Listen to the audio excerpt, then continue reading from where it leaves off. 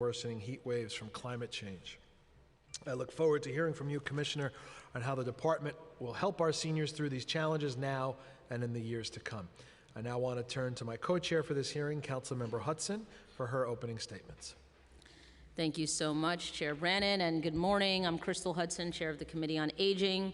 We'll now hold the committee's joint hearing on the fiscal 2024 executive plan for the Department of the Aging, or NYC Aging. Thank you to Finance Chair Brannan for his leadership and partnership throughout this budget process and during these hearings. A reminder to those watching, members of the public are invited to testify on Wednesday, May 24th, and you may visit the Council's website, council.nyc.gov, to learn more. Welcome back to Commissioner Cortez-Vazquez. Our work continues to make New York City the best place in the country to age and to ensure that every older adult can age with dignity no matter what zip code they live in or where they came from. Older adults are the fastest growing cohort of the city's population, and we must keep pace with a strategic plan and targeted investments to accommodate that growth. NYC Aging's fiscal 2024 executive budget is $469 million, an increase of $2.4 million or 0.5% from the preliminary budget. However, serving almost a fifth of the city's population, the department's budget continues to account for less than 0.5% of the city's overall budget. By 2040, the city's older adult population is projected to increase to 1.86 million, which represents a 48.5% increase from 2000. Yet this population is served by the agency with one of the smallest operating budgets of any city agency. Following a program to eliminate the gap, or a PEG, in the preliminary plan that eliminated 8 vacancies, the executive plan further includes disappointing initiatives to save $12 million in fiscal 2024 and $10.6 million in each of the out years. The PEGs include a baseline reduction of $5 million for the home delivered meals program starting in fiscal 2024, and a reduction of $7 million in fiscal 2024 and $5.6 million in each of the out years for older adult center meals. Amid such challenging times with high food inflation and economic uncertainty, many seniors who are COVID-19 vulnerable are still not fully comfortable in congregate settings, making these cuts on meals extremely concerning. I want to ensure that the PEGs do not impact programs and services provided by NYC Aging, and would like to hear the administration's plan to assist affected older adults to ensure their benefits are continued. Key questions for today's hearing address the PEGs on meals and combating older adult food insecurity. I look forward to hearing updates on the current level of need, how NYC Aging will ensure that no older adult misses a meal, and the level of funding that should be added by adoption. I was disappointed to see that none of the investments for older adults the Council called for in its preliminary budget response were included in the executive plan. The Council's preliminary budget response called for a range of investments in services and supports that will help older adults age in place and recover from the COVID-19 pandemic. In addition to $18 million in funding for home-delivered meals, these proposals included $51 million for senior centers, $3 million for technology, and new funding for home care services. There were 233 eligible older adults awaiting home care and 955 awaiting case management as of May 1st, 2023. However, the executive plan adds no funding to clear the home care and case management wait list. It's a new day for older adults as we emerge from the pandemic. The Council's vision in the budget response lays out a strategy for an equitable recovery for older adults. I look forward to the ongoing partnership with the administration to match the Council's commitment and meet the needs of every older New York City resident. I hope NYC Aging takes a page from the mayor's playbook and really gets stuff done this summer. I kindly request the Commissioner please keep her testimony to 10 minutes so we can allow time for Council members' questions. I'd like to thank the committee staff who have helped prepare this hearing, Astrid Chan, Financial Analyst, Julia Haramis, Unit Head, Christopher Pepe, Senior Legislative Counsel, Chloe Rivera, Senior Policy Analyst, and my Chief of Staff, Casey Addison, and Senior Director of Policy and Budget Initiatives, Andrew Wright. I'll now pass it back to the Finance Council to continue our hearing. Thank you. Thank you, Chair. We've also been joined by Council members Barron, Schulman, Caban, and Richardson Jordan. And before we get started, I also want to extend my thanks to Astrid Chan and Danielle Glantz from Council Finance for preparing for today's hearing, my committee counsel, Mike Toomey, and my senior advisor, John Yedden, and all the finance analysts and support staff who work super hard behind the scenes this time of year to make these hearings possible. I'll now turn it over to Committee Counsel Mike Toomey to swear in the witnesses, and we can begin. Good morning. Raise your right hands, please. Do you affirm that your testimony will be truthful to the best of your knowledge, information, and belief, and you will honestly and faithfully answer council member questions? Commissioner Cortez Vasquez? I do. Chief Financial Officer Mercado? I do. Thank you. You may begin. Good morning. I'm going to take the liberty and ad-lib here. We always get things done at New York City Aging Chairperson. Good morning, Chair Hudson, Chair Brennan, and the members of the Aging and Finance Committee. As you know, I'm Commissioner Cortez Vasquez, and I am joined this afternoon by Jose Mercado, our Chief Financial Officer. Thank you for this opportunity to discuss the New York City Department for the Aging's, as we now call it, NYC Aging, executive budget for fiscal year 2024. New York City Aging administers a wide range of programs that enhance the independence and quality of life of older adult population in this city. Our services include, as you know, older adult clubs, OACs, home-delivered meals, HDMs, case management, home care services, transportation, caregiving services, geriatric mental health, workforce development, and an array of other programs. The fiscal year 2024 executive budget supports operating expenses of $469 million, of which $302.1 million are city funds. In addition, the city's 10-year capital plan includes discretionary dollars from the council at the tune of $83 million. NYC Aging's fiscal year 2024 executive budget addresses the challenges faced by New York City's aging population during this post-pandemic period and lays important foundations for the future. Our partnership with the City Council ensures that we can build on essential service needs through the ongoing funding support of the City Council. In FY23, NYC Aging was awarded over $43.2 million in discretionary funds, allowing us to make even greater investments in our communities. Uplifting and supporting our city's older, growing population is a key priority for this administration. As we all know, in the executive budget, nearly every agency had to achieve savings in response to this unprecedented fiscal and economic condition, including a projected $4.3 billion spent by next year to support over 60,000 asylum seekers, along with the need to support our city workforce while managing the reality of slowing growth in tax revenue.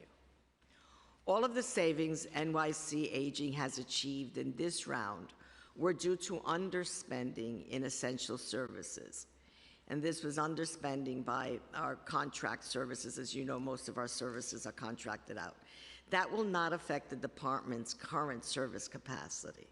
Our goal is to ensure that we can serve as many older adults as possible, primarily those who are in the community and historically have been underfunded and underserved. Given the current financial strains and the request to help address this financial situation, NYC Aging found savings with a careful review of programs and proposed to meet the 4% reduction in areas where client participation was below contracted levels and therefore would not result in significant services reductions to older adults. Despite these fiscal realities, we are proud of the work that NYC Aging continues to address the essential need of older New Yorkers while continuously advocating and innovating and upgrading services and service approaches. I am happy at this time to share some recent successes at this time, and they include the launching of the New York City Cabinet for Older Adults, which we hope to give you a fuller presentation at one of the next hearings. We are fortunate that the mayor is committed to an age-inclusive city and supports the continued development of an interagency collaboration that promotes government efficiency and further helps to serve the needs of older adults. We are proud of the work and the projects that 20 city agencies are completing through subcommittees of the cabinet, such as health, intergenerational transportation, and housing. This work has included developing training for professionals in city public health corps so that partner agencies are able to effectively refer older adults to the city agencies that they need. Additionally, the Cabinet has established an intergenerational relationship building program within NYC communities, connecting older adults and high school students to create understanding and trust while fighting ageism. The whole goal there is long-term public safety and community building. We are excited for the work coming out of the Cabinet and I look forward to sharing these with you in details in the near future. The thing about the Cabinet is that this is taking and identifying gaps in services and making sure that we have a collaborative effort. In fall 2022, New York City Aging launched the Join Us campaign, a multimedia public service announcement encouraging older adults to return to their local OACs. Following the isolation experienced during COVID-19 pandemic, Daily News wrote about that this weekend in great detail. We are happy to share that this campaign resulted in 1,859 increase in website traffic at NYC Aging's, and we have seen an uptick in older adult club participation. While some older adults are still hesitant to return to congregate setting for meals or programming, we are seeing steady increases for in-person participation. We are pleased to see the ad in a few subways just this past week, and we thank the MTA for their continued partnership. Lastly, in June 2020, we launched Silver Stars, a work program for retired city municipal employees who can return to work at city agencies and support business needs while still receiving income from their city pensions. 16 agencies, they are placed in 16 agencies or elected officials' offices, and we have developed about 100 positions. I want to thank the participating agencies, including the Office of the New York City Comptroller, for their commitment to employing Silver Stars participants. And I ask every city council member here to consider hiring a Silver Star worker in your local office.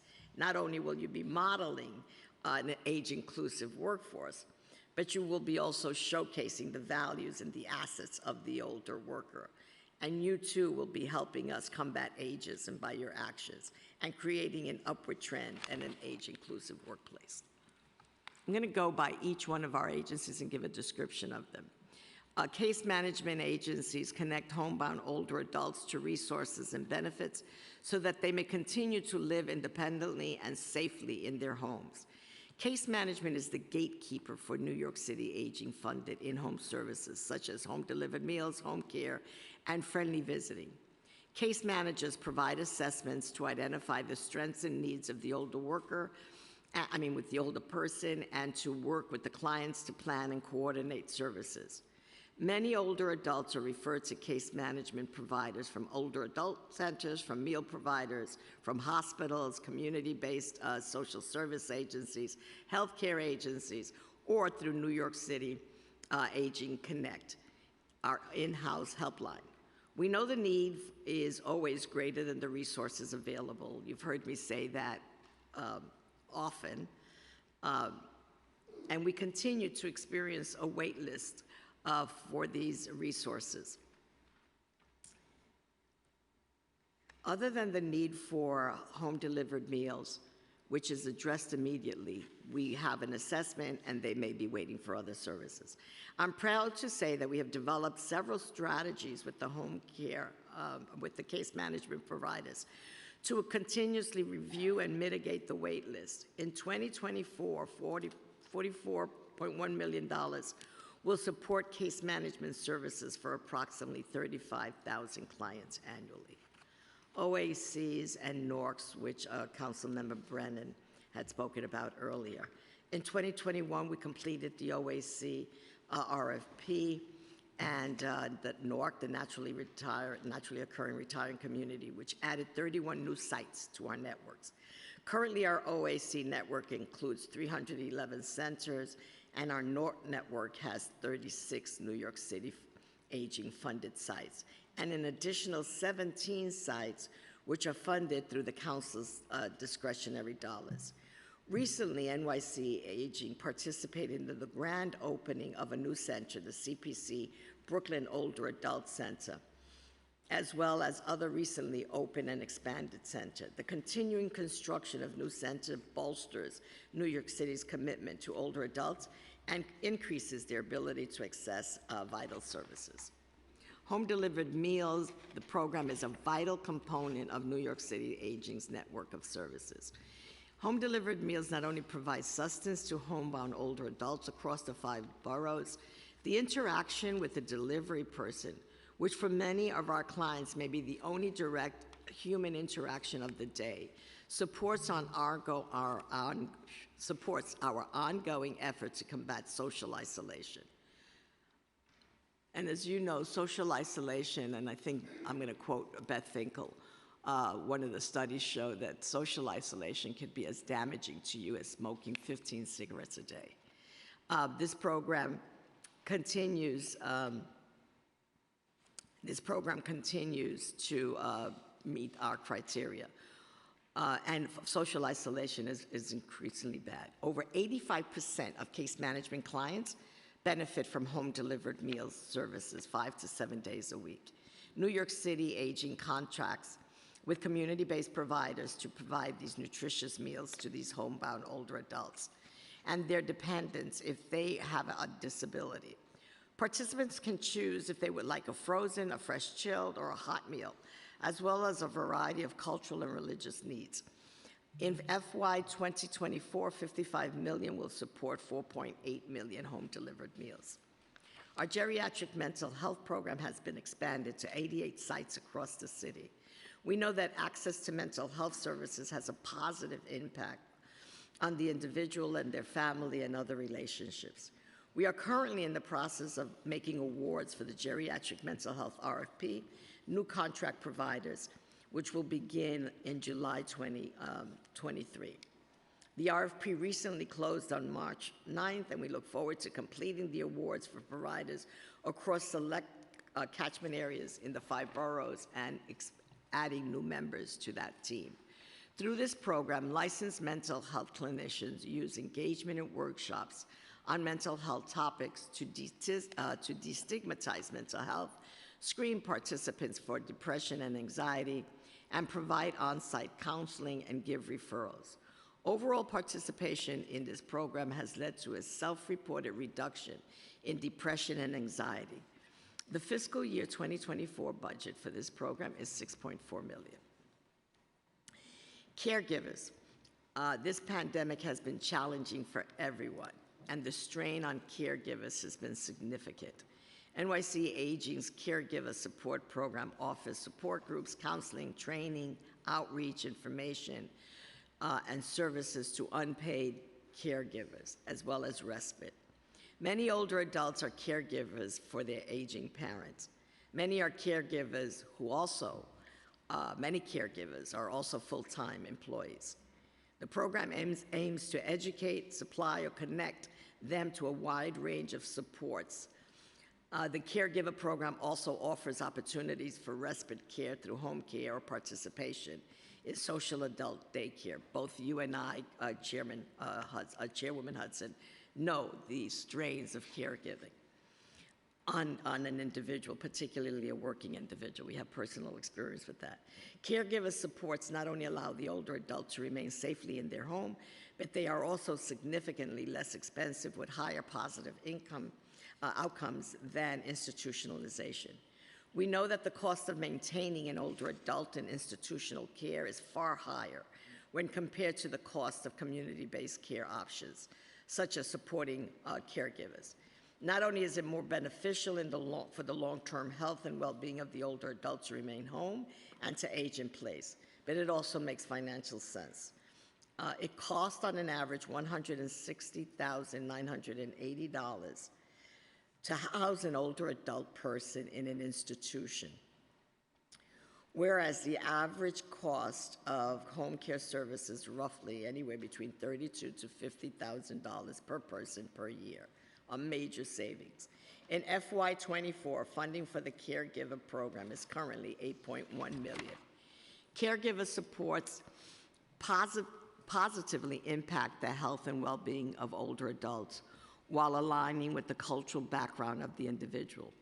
As aging populations continue to diversify and age in place, investment in caregiver supports are important, but they're also beneficial. This too is a priority service area for FY24.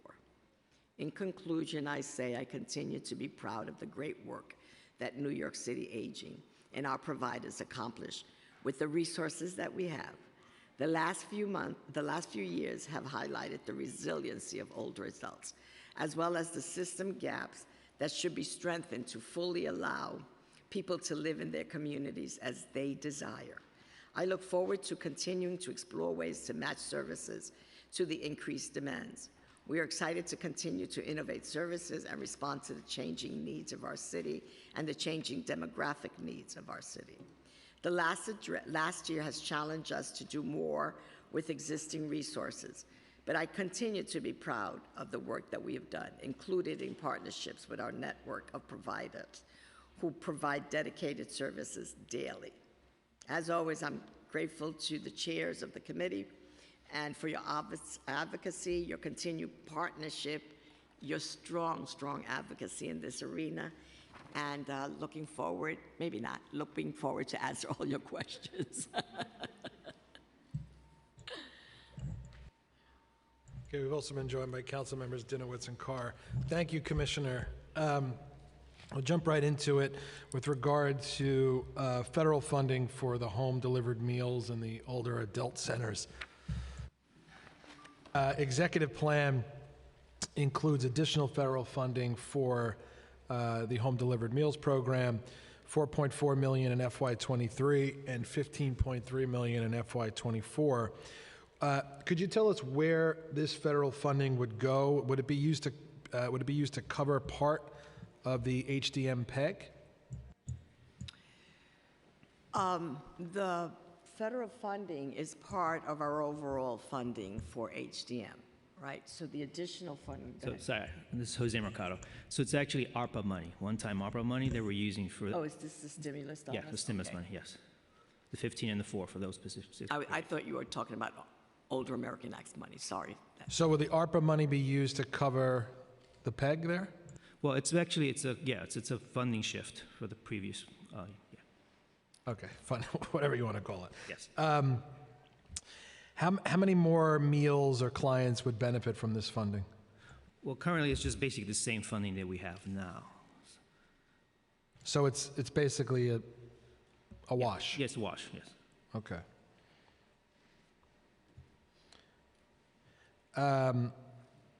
Okay. So the executive plan includes a reduction in funding from the block grants, the community development block grants, 1.9 million reduction starting in FY24. We understand part of the reduced funding would affect the senior centers and meals program area. Could you tell us what the impact of the decreased CDBG funding on the older adult centers and home delivered meal programs would be? So the CDBG funds are normally used for the older adult centers, and that's for renovations. Unfortunately, during the pandemic, we could not take advantage of those funds. So, I mean, it's kind of, so it'll be just basically trying to deal with the current renovations going forward. So right now, those funds will be eliminated. I think they're eliminated across, throughout the whole city. Do we know how the administration plans to use city funds to backfill those expenses? Well, part of this will be is to look at the capital funds as a way to kind of offset those costs, the reduction. So what's your overall PEG, the total PEG? So for last 3 PEGs, what's the total number? Well, I'll get you that number. I don't have it off the top of my head in terms of total 3 years. You don't have a total PEG number at a budget hearing? Well, right now, for example, we know how much the PEG is 4% for this executive. Right, but do you have a dollar amount? Yeah, it's 15, the 5 and the 7, that's $12 million. And that's for all 3 of them? 4 or 3, sorry. All 3 PEGs? OACs, all of the pay. But it's just basically the 2 PEGs, which is basic OAC and HDM. Okay. And there's a slight reduction in administrative as well, which is $400,000. Okay, so we've learned that due to a Medicaid rule change, any Medicaid-eligible clients will no longer be able to receive home-delivered meals. Is that correct? Yes, that is correct. Okay. What we've done is we have always provided meals to anyone found food insecure for home-delivered meals. We've done that always. And so currently, we're no longer allowed to do that. So beginning, I believe it's July 1st, we will discontinue that practice. Okay, do we know how many older adults who are currently who fit that description would be impacted by that policy change? We have, the number fluctuates, but the number that we're talking about is about anywhere between 6,000 to 7,000 individuals. 67 or 6 to 7? 6 to 7. Okay. My Bronx accent, sorry. And does the administration have a plan to ensure that those folks still get meals? We are waiting for the state, or if this is a regulation imposed on us by the state. No, I know. And so we are asking for the state first to grandfather in those currently involved, and if not, then we have to have an extensive 2-year process of weaning people off, okay? But we're waiting for the state to give us a final determination. Okay. What's the plan for communicating to older adults about this policy change? Well, the plan is to work with the case management agency, who would be turning on the home-delivered meals for Medicaid-eligible clients. So the plan is to work with the case management agency to ensure that we no longer enroll anyone. I don't know that there is a plan to communicate with the older adult themselves, as they will not be directly infected.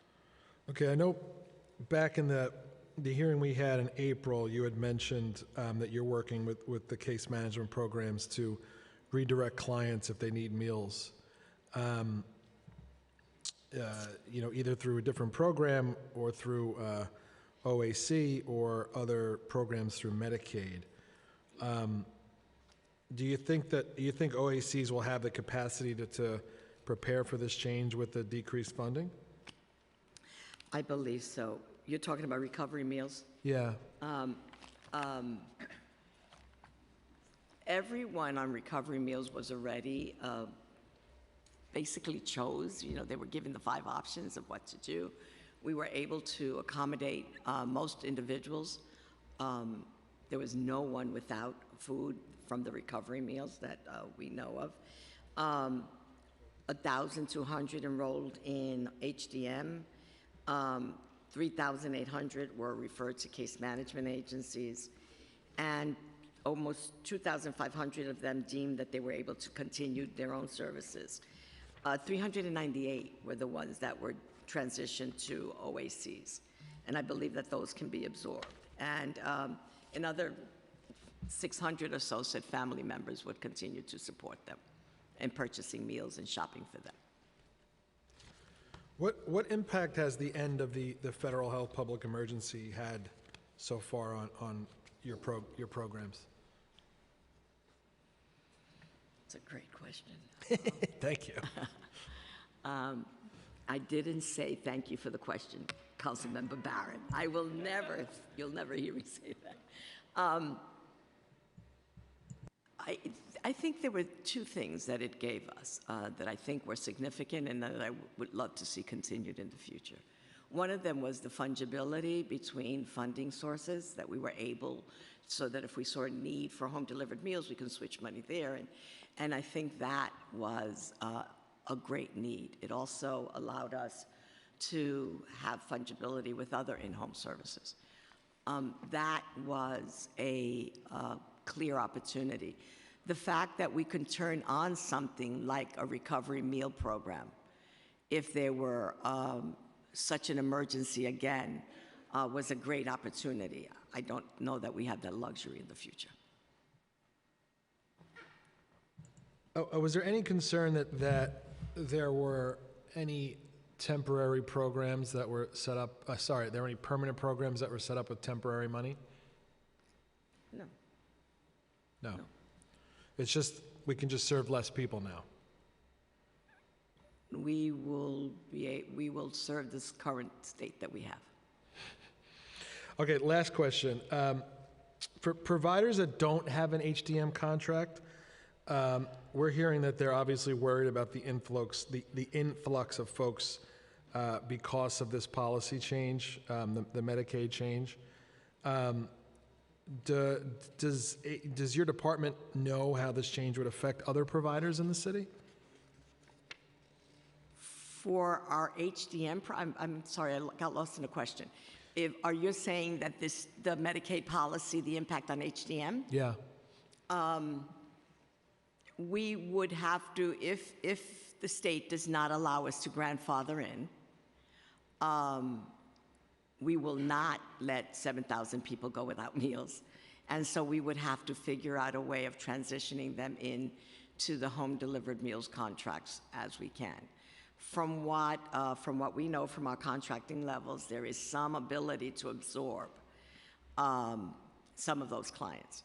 But then we have the competing demand of inflationary costs. Sure. And so it's one of those clearly processes that we have to be very careful about, because the main goal is to make sure that the 6,000 to 7,000 people are not left without food. Is there, last question from me, and I'll pass it to Chair Hudson. And the other thing about it is that the case management agencies will work very closely with to make sure that if they're on Medicaid and they have long-term care Medicaid, that those services are being provided elsewhere. Is there a dollar amount for the 6,000 to 7,000 folks who hang in the balance? Is there a dollar amount to cover them? We do have that dollar amount, but I'll have to get that to you. I don't have it with me right now. I mean, we'd like to fight with you, but in order to do that, we need to know how much we're fighting for. I will get you that money so you can fight with us. Okay. Thank you. I'm going to turn it over to Chair Hudson. Thank you so much. Some of these questions will be, a little repetitive, but That's okay. in the executive plan, 15 positions are added in fiscal 2023 only. A baseline vacancy reduction of 8 positions was included in the fiscal 2024 preliminary plan, and a baseline vacancy reduction of 12 positions was included in a fiscal 2023 preliminary plan. Are any of the 15 additional positions the same as the 20 positions that were eliminated in the fiscal 2023 and 2024 preliminary plans? Yes, this is a replacement of those positions. Okay, so it's not adding new jobs. No, it's not adding new heads. Okay, It's replacing for those essential services. okay. And for the 5 remaining that are not restored, what are their titles and roles? And in which program areas do they reside? Most of it'll be in the program often the Bureau of Community Services or the Bureau of Direct Services. Primarily, it will be in the Bureau of Community Services, program officers or nutritionists, and 1 or 2 administrative positions. Okay, thank you. There's 6 weeks left for fiscal 2023. How is NYC Aging going to fill those positions so quickly? We are working very hard on it. It's been a challenge, but we're on it daily. Where would you say you are in the I process? do have that number. Hold on a minute. Okay. Charlie, how many are placed already?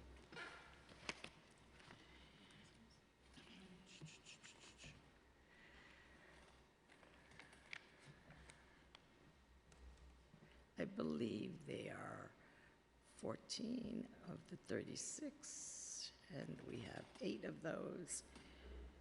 I believe that they're about 8. 8? Mm-hmm. And so where would you say you are in the process? Have you interviewed folks? Oh, we're at all stages of the recruitment, through interview, to final decision process. Okay. These positions are very key to us. So they're program officers, and Right. they can manage the contracts. So do you feel confident that you'll have these positions in place by July 1? I will feel confident that I have most of them. I'm not confident that I can have all of them. Okay. And these additional positions are for fiscal 2023 only. So what is NYC Aging planning to do for fiscal 2024 and the out years if the positions are filled? If the positions are filled, I believe it'll become part of our budget. Oh, I see, okay. We'll negotiate with OMB and ask for additional monies to support those positions. Okay.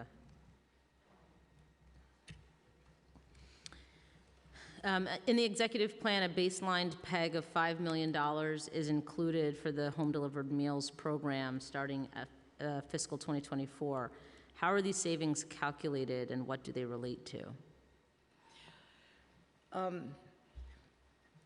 When, in anticipation of recovery meals and the anticipated influx that we were expecting in home delivered meals, that number did not get realized. And so it was that additional capacity that we built in that was not realized, and that is how that's how we were able to address this peg. Do you have a theory for why those numbers weren't realized? The demand wasn't as great as we had anticipated. Right, but do you know why demand, or can you speculate on why demand wasn't as high? No, I can't speculate on that. I mean, we anticipated, we know the impact of COVID. We anticipated many more older adults would want to be, would be required to be homebound, and that did not materialize, fortunately. Okay. How many older adults received meals through the Get Food Recovery Meals program? Altogether. Well, when we started out with Get Food, there was, when we started out with Get Food, there was upwards of 40,000. And then when we went to recovery meals, it was about 11,000, right? It was about 11,000. And how many clients was NYC Aging expecting would transfer from the Get Food Recovery program to the Home Delivered Meals program? We had expected, we had expected about 3,000, and only 1,300 were transferred over. So what happened to the remaining roughly 8,000 then? Were they all screened for SNAP or other services? They were then distributed as I indicated earlier. Some went to OACs, some felt that they could shop and continue their lives without services. Others were dependent on families and felt that they could do well. And that's basically how they. But you heard directly from those 8,000 people citing those reasons? I believe that under Michael Ogdebeni, that recovery meal transition program was one of the most effective transition programs I've ever seen, which is why I was a little confident, not happy, but confident about the Medicaid dollars. We contacted every individual about 8 times. Through a variety of ways to ensure that they knew what was going on and that they would get the services that they needed. And we did not stop the process until everybody was at least accounted for and indicated a preference of how they were going to continue their meals, because food insecurity is so important to us. Thank you. In the fiscal 2023 executive plan, NYC Aging added $8.8 million to the baseline starting in fiscal 2023 for clients transitioning from Get Food Recovery Meals to the Home Delivered Meal program. How did NYC Aging estimate the number of clients expected to transition from Get Food Recovery to Home Delivered Meals, and was it based on Get Food's enrollment data? It was based on enrollment data. It was based on client information, and a determination of food insecurity. It was based on case management agencies' input, and that's how we arrived at the 3,000. Okay, and then of those 3,000, I think you mentioned this before, but just help me out here. Of the 3,000 clients expected to transition to Home Delivered Meals program, how many of them actually transferred? You said 1,295 or 1,300. Okay. Thank you. And what happened to the other clients who were previously enrolled in Get Food Recovery Meals and expected to transfer but did not transfer? The 3,000 was an estimate. And then when we looked What, at the sorry, 11 was or was not an estimate? was an estimate Okay, of the 11,000. All right? And then when we did all of the surveys of the 11,000, this is what we've determined to be accurate. Well, this is the results.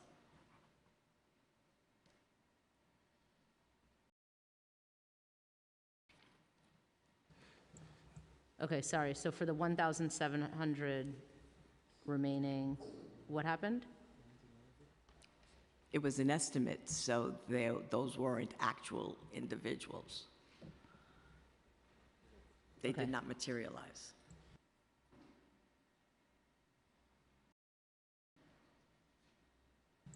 Sorry, I'm just, if it's an estimated number but not actual individuals, and do we have the number of actual individuals? The actual individuals who were on recovery meals, who transitioned to home-delivered meals was 1,295. When we were see. looking at the universe of people in post-COVID, we were determining that about 3,000 people transfer. would Got you. Okay. need home-delivered meals. And then when we looked at the 11,000, we started looking at real people with real answers, with real needs. It came down to 1,295. Okay, thank you, sorry. No, Wanted no, to please. clarify that. It's all jumbled up in there. Okay. Sorry, just bear with me 1 second.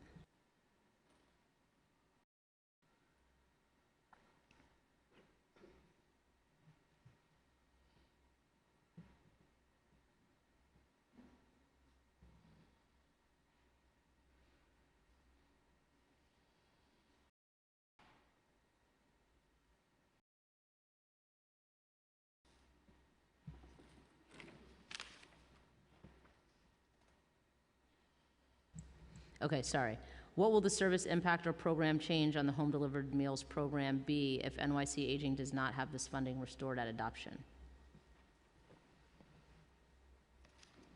Currently, the resources that we have are meeting the demand.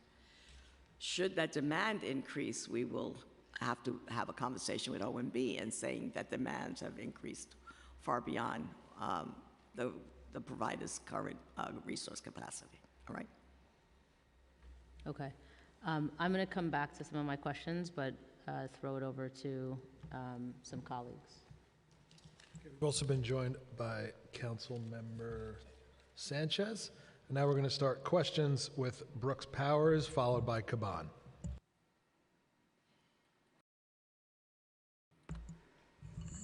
Thank you, chairs, and hello, Commissioner. Good to see you.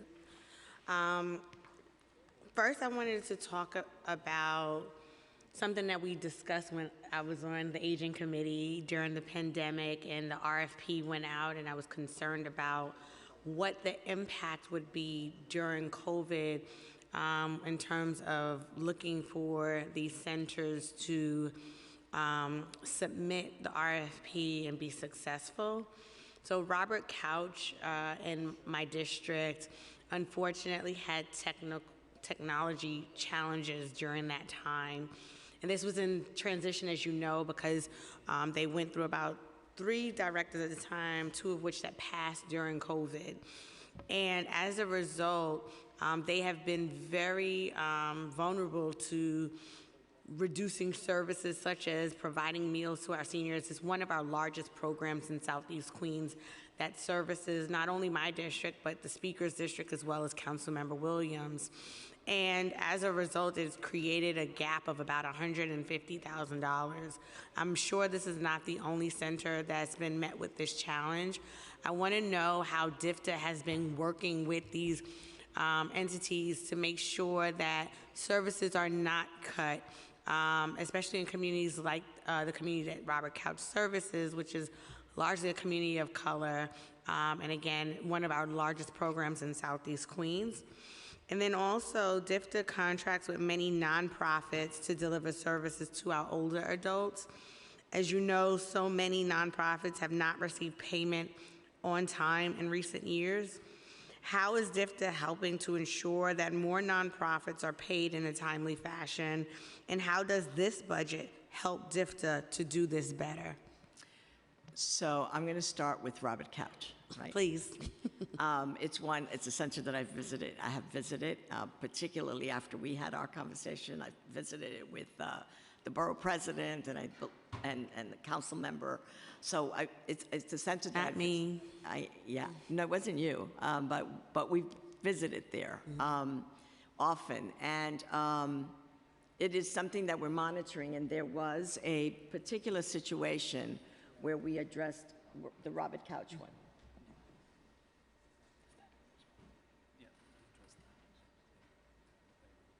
What? Right. Say that? Yes. Okay, we gave, right. So that was the one we did, all right? So we did restore that money. We gave them, how much was it? $150,000. Huh? We gave them $100,000 to help fill that gap at Robert Couch. But is the funding that you gave a one-time fix, or because the RFPs covers several baseline. years? It's baseline. Is baseline? Okay. And then what about the balance of that? Because you said it's 100,000 you It was gave? 100,000. And the gap is 150,000? And they claim that the gap is 150,000. We'll work with them, and we'll continue monitoring them as we do with all the programs. Okay, and then in terms of the nonprofit In terms payments? of on-time payments, I am very proud to say that there is a rule of 30 days, and New York City Aging pays for those contracts who submit invoices. If you submit an invoice between 7 to 10 days, your invoice is paid. So we have an incredible record in terms of on-time payment. And then one last question, Chair, if that's okay. Of course. So in our budget response, the council called for restoration of baselining of funding for IT education for seniors. I know that during the pandemic, so many seniors in my district benefited from the computer and technology classes that helped them stay connected to family and community. Why wasn't the council's request accepted by the administration? And how does this budget help improve technological fluency among older adults? Is this the new proposal submitted by the IT 655? Is that the bill that we're talking about? I just want to be able to be clear that currently we provide IT services and training for older adults at 25 locations. As you said, Council Member, virtual programming turned to be a lifesaver and an incredible innovation during the pandemic, and will continue. We support, in concept, IT 655, 665. However, you know, it's having a mandate to have it on all districts without corresponding funding is an impossibility. You've said, everyone here has testified that our budget is as limited as it is. So extending it beyond the 25 would require a minimum of a $2 million investment to have one in every community district. Well, that's what we're trying to understand. Why did the administration not accept this request from the council? What was the reason that the administration didn't decide to pick this up? Is it that it's not necessarily high on the priority list? Like, what is the reason? I believe that it is an unfunded mandate, you know, because we are currently providing those services. To extend it to 67 additional locations requires additional funding. No, and we requested the additional funding from the administration. So why did the administration not provide that in the in the executive budget? We're in constant negotiations with OMB on all of these issues. But I also want to say that, you know, to the extent that some legislation is provided, then, and if it represents itself as an unfunded mandate, it puts a particular challenge and pressure on an agency such as New York City Aging. So then, to my last question I had asked that wasn't answered yet, how does this budget help improve the technological fluency among our older adults? Because I understand 25 are covered, but how does this budget set up for the older New Yorker population to be more fluent in terms of technology? And we continue, we've gave out 20,000 tablets to ensure that we are working.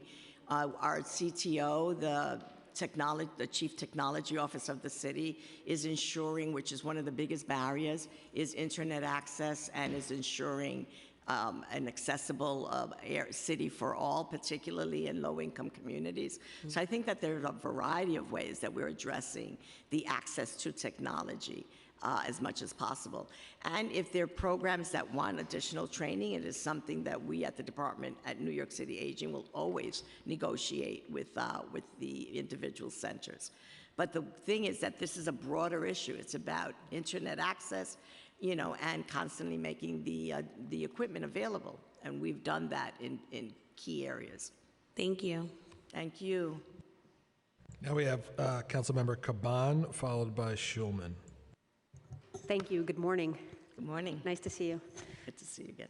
So, to sort of set up my question, with proposed cuts across the board, a major concern is what communities that are most likely to fall through the cracks. For example, we know that LGBTQIA+ elders and other communities who have faced historic systemic discrimination are more likely to be in need of services, while also being more likely to be distrustful of services. Because of this dynamic, high turnover, vacancies, and lack of resources are more likely to affect them.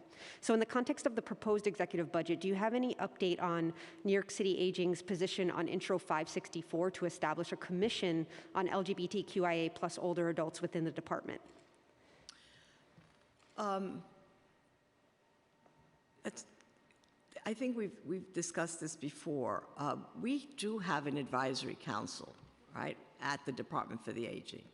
And the city council has has about, I think, 8 positions on that advisory council, many of which are standing vacant. And we would love we believe in age integration, we also believe in inclusion. And so what we would love to do is to make sure that the advisory council that already advises NYC Aging is as inclusive as possible, and to have the members represented within that council. Would we object to another commission? No. That requires staffing, that requires additional resources. So if we have an integrated approach so that we can look at older people as a total community and make sure that all of their needs are met, I think, in my estimation, that would be the most appropriate or a solution to making sure that that voice is not lost. Well, I will say I think that many of us would agree that we want y'all to have way more resources than you currently do: money, staffing, all the things. And I'll just end by saying that there are human service providers such as Sage, Queens Community House, so many others that are doing great work to support queer elders, and that the council also supports these providers with discretionary funding. But the fact that we have strong relationships with community-based organizations doing this work in our communities, I think doesn't mean that we should not find institutional ways to better support the unique needs of LGBTQIA+ elders. And so it's encouraging to hear you say that you're not opposed to it. And certainly I know that a lot of us will keep fighting to make sure that you have the resources to do it. We, before, the department, the New York City Aging took a lead in making sure that we had all training for LGBTQ sensitivity and informational training at all of the centers. And that was started, several years ago in partnership with Sage. And as a matter of fact, as a result of the hearing last year, we reinforced that and started that process to go back to those centers that might not have had it. So it is an issue that it is very, very important to us. And making sure that is not only isolated centers, but that all centers are acceptable and open to all communities, including the LGBTQI community. You're welcome. We've also been joined by Council Members Brewer and Farias. Now we have questions from Council Members Schulman, followed by Barron. Thank you, Chairs. Good morning, Commissioner. Morning. So, a couple things. One is when you talked about the individuals, the 6,000 to 7,000 individuals that would not be able to get meals, right? In terms of the Medicaid. There is a question at the state. All right, there's a question at the state. Let's assume, all right. So if that's not done, so you talked about, but people who are food insecure would continue to get meals or not? In terms of that 6,000 to 7,000 that are in question. Let me just start with the larger A state. little confusing, okay? Yeah. Food insecurity is a top priority of ours, Right. which is why these 7,000 people Okay. are on the program. Got it. So that being said, if the state does not grandfather these in, that's a concern for us as we have to figure out a transition program. Separate from that, there are folks that are not food insecure but can't fend for themselves. For example, I visited somebody getting Meals on Wheels recently who's 100 years old and obviously can't get around and all of that. So I'm concerned about older adults in that category. They're not necessarily food insecure because they may have means a little bit, but they just can't get food for themselves. So I want to ask what happens to those individuals. If those individuals are assessed by a case management agency, they will find an appropriate resource for those individuals. They might not be eligible for our home delivered meals program, although everyone is. It's not a means tested benefit. Right. There is no wrong door when it comes to food insecurity. Okay. So let me take a different tack. So you're talking about, so you basically have, if I understand correctly from all of the testimony, that you have resources right now of funding to take care of those that are already in programs and everything else, right? We were able to make the savings and meet the PEG through underutilization. So 13% approximately of New York City's population is consisted of older adults, and which is about 1.1 million. So that's going to grow, not shrink. So the demand is going to be a lot. I mean, older adults are actually at one point, I saw AARP put something out that they're going to be more older adults than younger adults at some point. By 2030. Okay.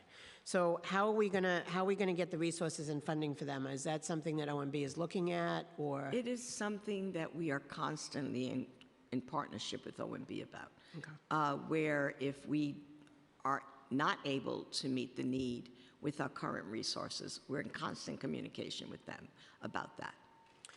All right, so let me ask one. So recruitment and retention issues are challenging for the nonprofit work. Can I just finish my? Oh, thank you. Recruitment and retention issues are challenging for the nonprofit workforce serving older adults today, which is due in large part to low salaries that stem from inadequately funded contracts. Advocates are calling for a 6.5% COLA for human services workers as part of the Just Pay campaign. Given recent inflation and economic uncertainty, is New York City Aging closely assessing the needs of the nonprofit workforce that serves older adults and how to best support them? New York City Aging is committed to salary parity, which is why we negotiated with the state when the state gave home care workers on Medicaid an increase and not those on the ISEP program. We were the ones that brought it to their attention and was saying that they were not having pay equity. And as a result, the state then restored money for home care workers under the ISEP program, which is the home care program that the New York City Aging runs. So we're constantly considering and very sensitive to pay parity. The other thing is that as a result of looking at pay parity, New York City Aging also increased the salaries, or came up with a base salary for caseworkers. And in the previous administration, under the chair, Margaret Chin, there was also a study done to look at parity for kitchen staff, which are mostly people of color. And we wanted to make sure that there was pay parity with market. So it's something that we're constantly looking at and making sure that we can elevate salaries where possible. So, and And the last question in that is, so what is New York City Aging doing to assist providers with hiring, especially as it relates to staff who speak multiple languages? And I have a big reason for asking that too, because I've been spending, my district now is changing, so I'm getting a large part of Richmond Hill, a lot of South Asians, Punjabi, Hindu, Guyanese, et cetera, and who I've been meeting with who say that they just don't have enough services in their languages. So I just wanted to ask you about that.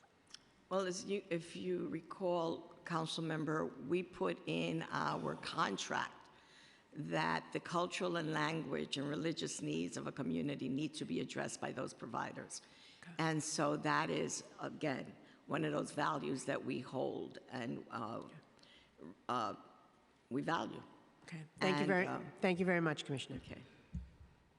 Okay, we've also been joined by Councilmember Velasquez. Now we have questions from Councilmember Barron, followed by Brewer.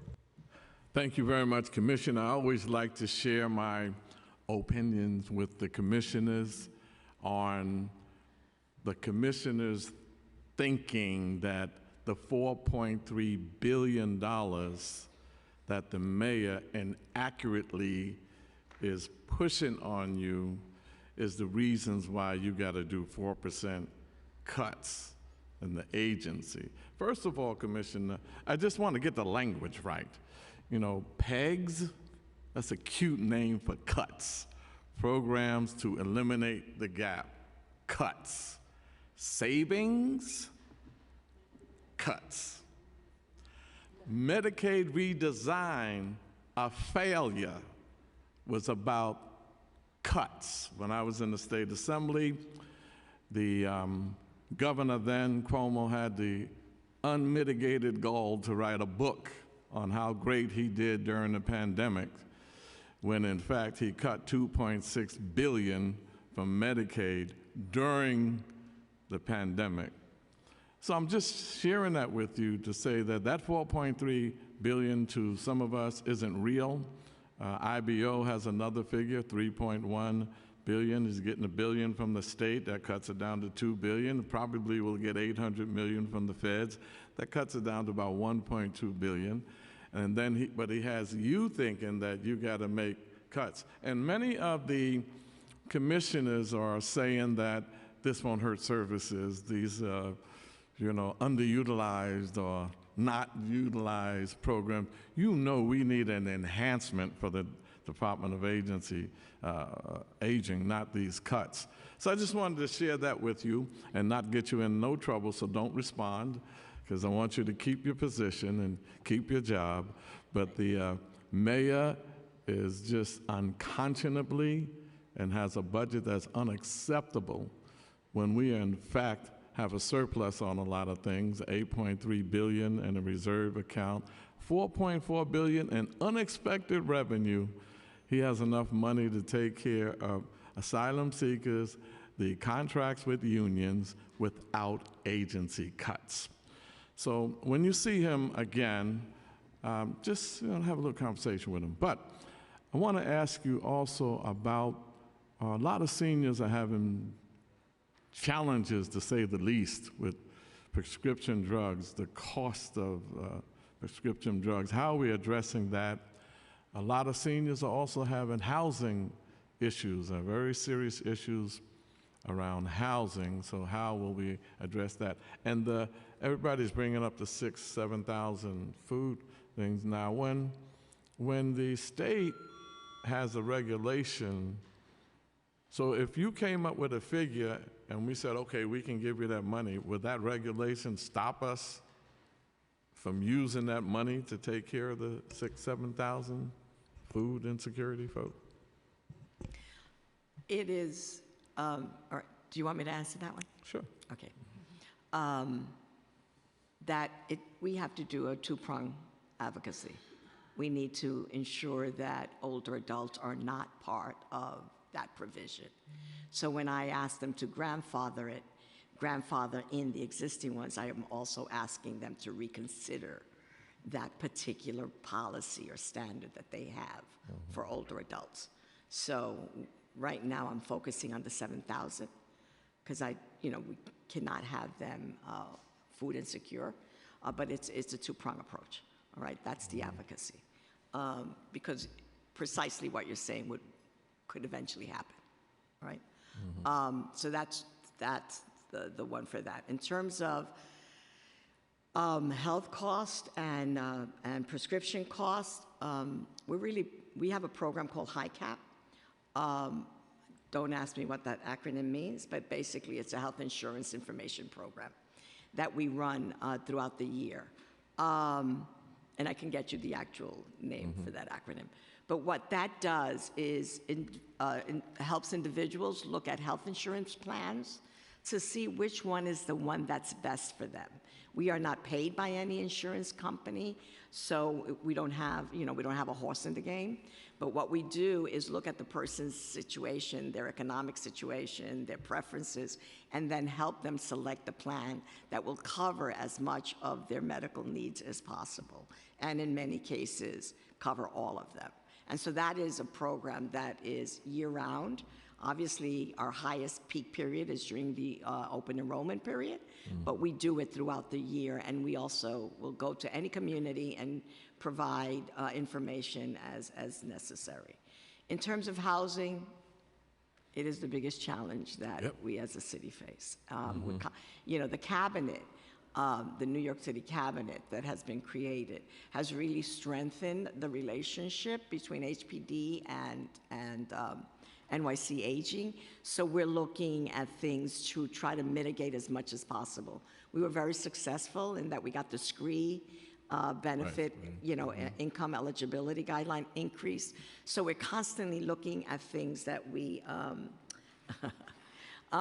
constantly looking at things to, how is it that we can address this? So we looked at SCREE and we looked at DREE. We're also looking at a universal application.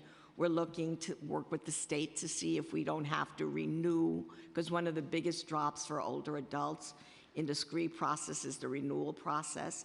So we're looking for, all kind of ways to just not make people home insecure once you have a home. But for additional housing, as a city, we're having a challenge. Right, we have real challenge on that. That's why we are encouraging all of our council members when we deal with housing in our district, set-asides should be for seniors so that we can seriously address that issue. And finally, what role does... Well, wait, I'm going to give you the ahead. answer. So it's Health Insurance Information Counseling and Assistance Program, which is why I like calling it HICAP. Okay. Go ahead. What role does Medicare play in this? The Medicaid, does Medicare, in terms of the 7,000 and some of the other issues? No. None role whatsoever? It's a Medicaid. Straight up Medicaid? It's a straight Medicaid. And Medicare can't be used any kind of way No. at all? No. Medicare is strictly health insurance. Medicaid has services in addition to health insurance. Right. Coverage. Thank you. Thank you. I have to do it. Thank you for the question, Councilmember Barrett. See, you were doing well. You were doing well. So now you're going to get me all excited, and so you should have left well enough alone, Commissioner. I couldn't. See, you went to that commissioner school where they tell you how to say, thank you for the question. Okay, thank you. I'm going to jump in with a few more questions. In the executive plan, a PEG of $7 million is included for OAC meals in fiscal 2024, and $5.6 million is baselined, and a $5.6 million baseline PEG is included in fiscal 2025 and in the out years. How are the savings calculated? What do they relate to? And what specifically will be reduced? For example, raw food or program staff? So we looked at, like to your point, we looked at basically the underspending in food. Underspending? Yeah. Yeah. Yeah. If Who's you recall, underspending on food? So, so I'm saying, so in general, for example, again, we're underutilized in certain programs, and so we calculated based on underspending in food. If you recall, Council Member, I've raised this issue before, that we have had historical underspending in OACs, and which was a concern because people weren't invoicing in enough time, and then that money could not be repurposed. And that is, so we looked at some patterns, and that's how we determined what the savings would be. Okay, so I don't know that I would classify that as underutilization versus, you're saying that it's, I mean, for, lack of a better way to put it, delayed invoicing. No, it's a combination of delayed invoicing and also not spending the dollars allocated to you in a contract. It's a combination of both. It could be a But combination. not spending, you are drawing a correlation or a direct relation from not spending money in a contract to underutilization? That's a question. Yes, because the spending would be based on service. In our case, there's a correlation between spending and service units. All right, and so we would see underutilization and underspending go hand in hand in our contracts, and so that it is based on that historical pattern. I mean, we have had years where we've seen upwards of $15 million left on the table, and it's so late that I can't repurpose it for other programs or shift it to the program that has greater services. And so I guess what I'm trying to get at Go ahead. is if a service provider is not submitting, is not spending the money on the services, is the only reason because of underutilization? Or could there be other reasons? I can't think of any other reason why someone would not be spending their contract other than they're not providing the service. I can't, I mean, efficiencies could even can only take you so far. Right. So there's a correlation between spending and service levels. Okay. What's the utilization rate of OACs and OAC meals pre and post-pandemic? Well, pre-pandemic, we were at 100% because we were at about 26, I know that, thank you. We were about 26,000 a day, right? Anywhere between 24 to 26,000 a day for OACs. And we have been, steadily increases.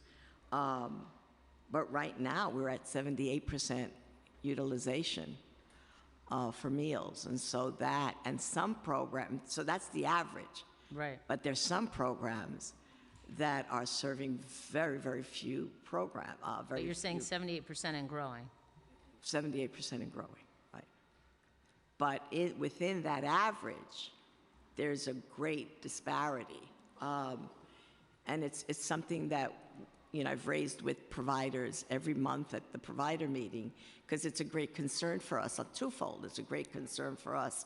One, because we knew that there would be a time when that money would be thought of as extra money, number one. But the most important is that there are older adults out there, still experiencing social isolation, and we really want them back at those centers. Understood. How much funding was allocated for the Join Us campaign? The Join Us campaign, I guess, $500,000, $500,000. And it was a multimedia campaign. Right. Was there any outreach specifically outside of the Join Us campaign, specifically related to the return to or encouraging older adults to return to OACs? So in the RFP, and one of you suggested this when we issued the RFP, that we needed to build in outreach dollars for each community to do their own outreach and through their own methods and through their own local groups. And we built in money for outreach in every contract. So in addition to might have been you,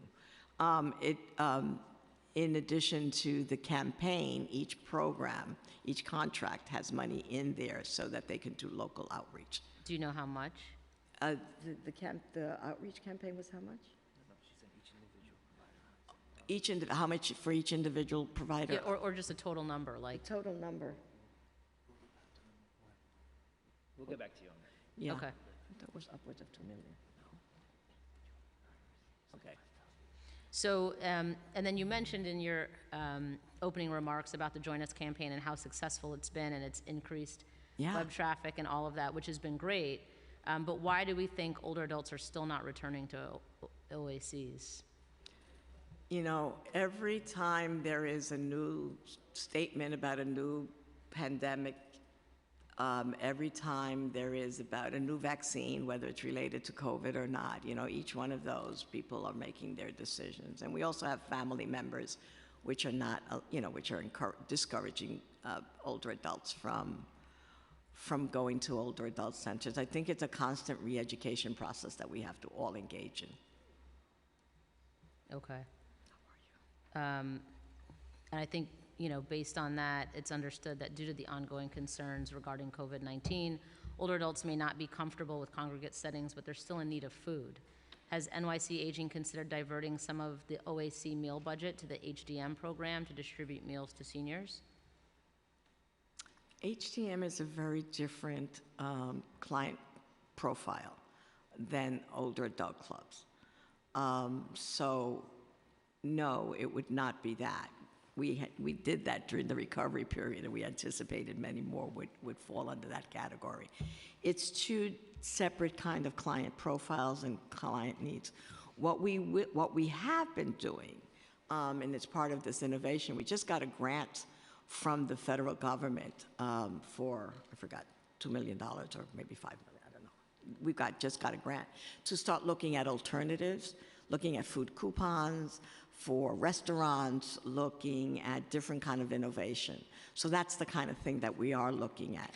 We're talking to the food truck industry to see if we can come up with an alternative, because people may be making those decisions Right. that we need to plan for the future, and it might not be an old AC club. Right. And we're also looking at,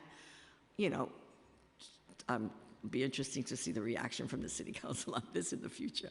It's looking at just having programs that provide meals and then having programs that are like the Y, where it's all recreational. And so we're looking at all of those to see, how is it that we could really meet the needs of the older adult today, the diversity of the older adults, but also the post-COVID mindset that many of us are facing. Yeah, I think I would make the argument that that client profile that you're referring to has changed, right? It's shifted, and I think if we, I'm glad to hear, about this new contract. I don't know how long that's going to take then to now do an assessment and figure out new programs. I think it's a 3-year contract, so will give us enough time. I guess what I believe the need is now and today is, older adults are hungry. And we know that they're hungry, and if they don't fit into the very stringent client profile for home-delivered meals, and they don't feel comfortable going to congregate settings, then where are they left, and where are they getting their food from? And I think we have to be more creative and broad in thinking about who should qualify or who might qualify for certain services and programs in trying to. Yeah, I think. That's really fascinating, and we are in contract right now with agencies for a particular service model. What we could do is probably negotiate with certain agencies who are interested within their current contract to see if we can come up with some pilots and start looking at those. That's the approach that we can do right now, because we are in a contract. Okay, I'm going to ask one more question and go back to members, and then hopefully maybe I'll come back for a couple more, but we'll see timing-wise as we're just about out. Combating food insecurity continues to be a key council priority. It sounds like it's also one for you. However, weekend and holiday home-delivered meals remain unfunded by New York City Aging at an estimated cost of $4 million a year. In its budget response, the council called for the administration to add funding for weekend and holiday meals, as well as an additional $14 million to address rising costs. Was anything added to the executive plan to address this proposal from the council? No. Why not? City Meals on Wheels is a great partner, and we provide them $1 million so that they can do fundraising and have administrative costs. so that we can continue to support those weekend meals. But I just want to remind all of us that those weekend meals are provided by the network of home-delivered meals contractors, right? And so it's within, there is, the infrastructure that is being used is the infrastructure of the home-delivered meals providers. It seems like the actual cost, though, is higher than, you know, whatever, the $1 million, right? That's not the cost. I know you said that's for fundraising and administration and stuff like that. Have you ever given thought to increasing funding for that specific, for the weekend and holiday meals? City Meals raises $40 million to support that initiative. And what we would do is to continue to support them so that they can continue that. We've also looked at, should we be looking at home-delivered meals providers providing that service? There's been a lot of thought all the way around, but right now the partnership with City Meals on Wheels is a partnership where they raise private dollars to support that initiative. That's how it started. That was its original premise, was to make sure that it was a public-private partnership, always was, and so that is why we provide administrative support so that they can continue to do their very successful fundraising to provide this service. Yeah. You know, I guess with increased costs for food, inflation, you know, so forth and so on, and also, you know, there isn't an unlimited pool of private dollars. So I think anything that you can consider as far as increasing so that they can continue to do the very good and successful work that they've done. For your information, we just did an assessment with our home-delivered meals providers to look at where they were falling short and supporting their cost to increase their meal costs. And so we're looking at that right now. Okay. And is there any funding for new meal delivery vans in the expense or capital budget? Well, we're grateful for the money that you gave us last year, and we do not have any, so we would hope that our partnership continues and we can get new vans through city council support. And I just, you know, it would be remiss and I wouldn't be Lorraine if I didn't say that there's $5 million from last year that we did not get from the savings that we created because we absorbed a lot of the discretionary grant programs into the OAC as baseline contracts. And so there was $8 million.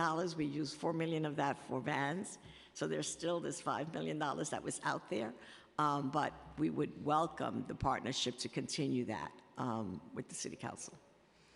And I wouldn't be Crystal if I didn't say that, you know, you're commending the partnership that you have with us and the partnership that you have with organizations like City Meals on Wheels.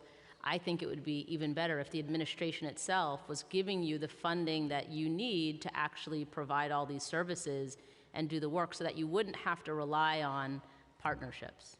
So that's just my little piece. I believe Councilmember Brewer. We have Brewer followed by Lewis. Thank you. Touche, Councilmember. Thank you very much. I agree with the chair.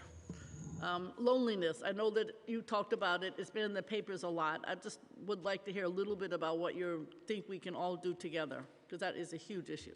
Number two, home sharing. Everybody needs a home.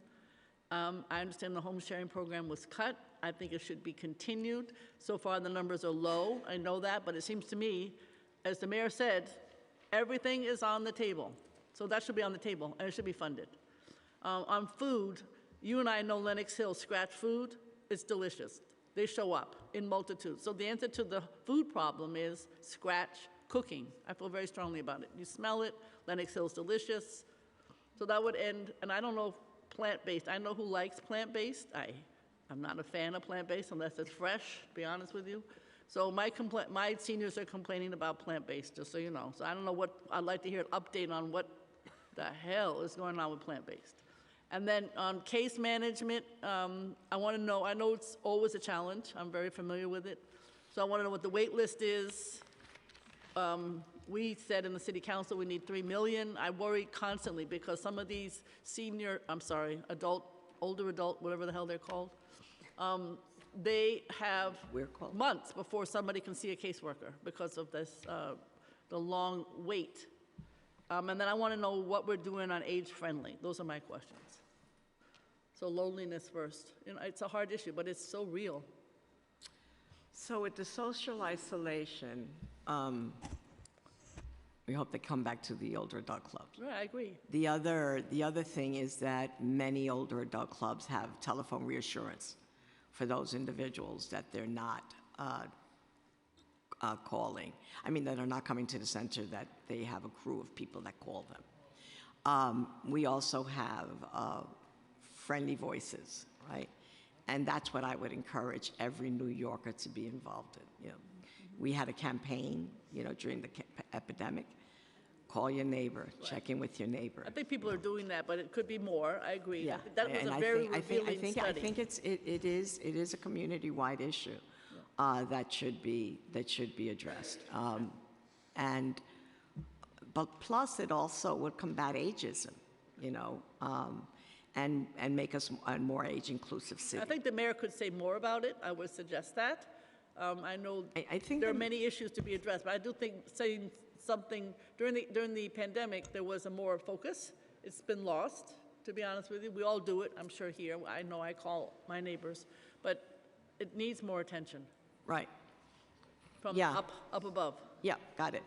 Although I must say, the mayor has asked people to volunteer. Yes. And to give an hour of their time. And Yep. so I think in that, I would, you know, include that as Okay. part of it. And Home sharing, where's my contract for home sharing? your contract with home sharing will be discontinued because it is an extremely high-cost contract per placement. It's a great boutique program, but it is far too expensive for the kind of returns that we get. We get, you know, less than 25 matches. We can't continue to give $400,000. I know, but I'm saying if we got empty spaces in apartments with a asylum-seeking, you know, individuals needing space, And I think we should think about it, and maybe with different kinds of funding, et cetera. But if people have room, it should be utilized. And I think it should be reviewed.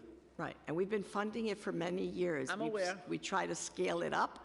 We gave it $1 million, and we were just not getting the results. and I so- want to say we may fuss more about that one. Or what about my scratch cooking? we And haven't even- what's with plant? Are we doing plant-based for these? Are they just complaining to me because We they- have, one of the priorities this year is good food provision, right? Yeah, I know what And that for is. us, That's about for upstate, New though. York City, for New York City aging, good food provision is trying to get more older adult clubs to cook rather than be dependent on caterers. That's On good. commercial caterers. Giving more training to our kitchen support staff. Okay. So that they can work with more products and different kind of products. We have always had a meatless requirement, a one day a week meatless requirement, and now we're moving to a plant-based. Okay, for everything 5 days a week is going to be plant-based? No, God help it is a us. one day a week Okay. provision. So if However, you- the food if you could- standards have changed so that we could increase more vegetables. Well, I'm for them if they're fresh. It's when they not fresh that nobody can eat them. So the question is, I'd like to know at some point, how many have switched over to what I would call scratch cooking, if that's what you're saying? Something different in the terms of cooking as opposed to catering.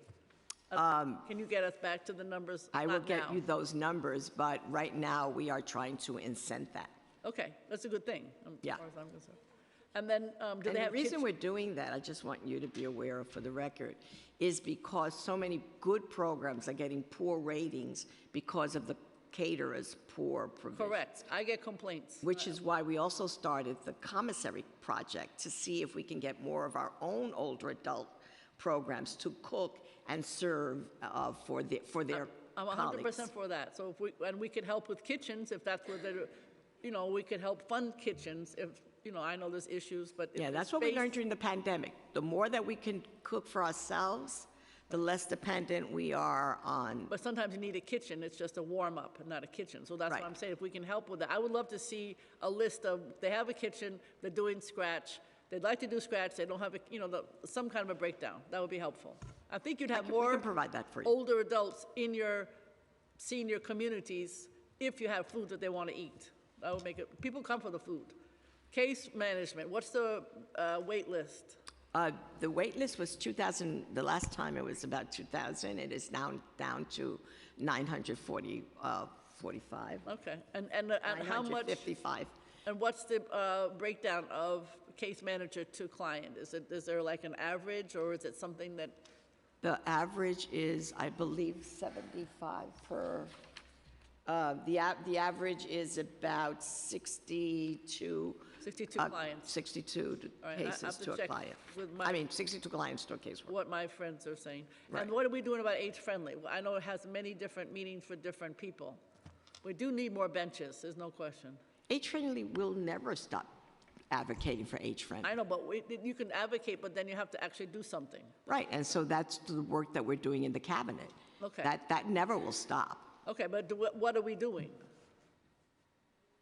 I can give you the list of the programs that we're doing, what Okay. we're doing with Well, like parks, on the what we're street, doing what will with- people see? I mean, I like the benches. We obviously have to do the beep beeps for the crossings. You know, We are doing- some things that are real that people can. We have a myriad of age-friendly, but we've moved on and called it age-inclusive. Whatever. Council member, You always right? have new names for So what everything. we have is, we've been working with DOT on pedestrian safety. We're looking at working with Parks Department. Okay. All of that work All continues. right, so you'll give us a list at some point so we know what I age-friendly, can give since you I a was there list when of it started. everything that's been done so far. And Ruth Finkelstein will like that list, do you think, or not? I'm not sure if Okay. Ruth I'm with Finkelstein will Ruth like that. on list. her list, so that's why I'd like to see it. Thank you very Okay. much. Thank you. Okay, we have Councilmember Lewis, followed by Lee. Thank you, Chair. Good morning, Commissioner. I have 3 questions. One is on ESAP, RFPs, and NORCs. So the first one regarding the RFPs. I wanted to know how much funds were allocated for the RFP that will be starting in July of this year. So this is just my opinion. I think that some of the organizations that have been awarded or became recipients have done a poor job with outreach and encouraging seniors to come back into congregate settings in a safe way. So I wanted to know how much is the RFP, and in addition to that, the criteria for the RFP for July, and how many organizations were awarded. So that's the first one. That's regarding the RFPs. Which RFP are we talking about? You mentioned an RFP that starts July 1st of this year, of 2023, in your testimony. Oh, the RFP for case management? I believe so. And this was regarding mental health services? Of the geriatric mental health? Okay, Correct. great. So it would be good to know that. The second question is in regards to the NORC network. In your testimony, you mentioned that there were 36. There's an additional amount. Council District 45 that I represent has the lowest amount of senior centers in all 51 districts in the city of New York. Last year and the year prior to that, we've asked for an additional NORC in our district, and we were denied.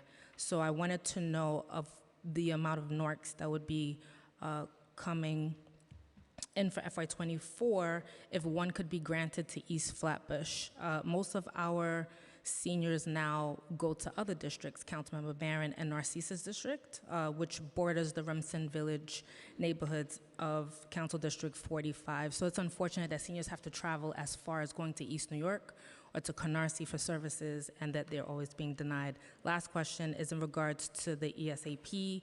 I wanted to know, does NYC Aging have the percentage of qualifying elderly that are currently utilizing ESAP, and how many applicants do you currently have?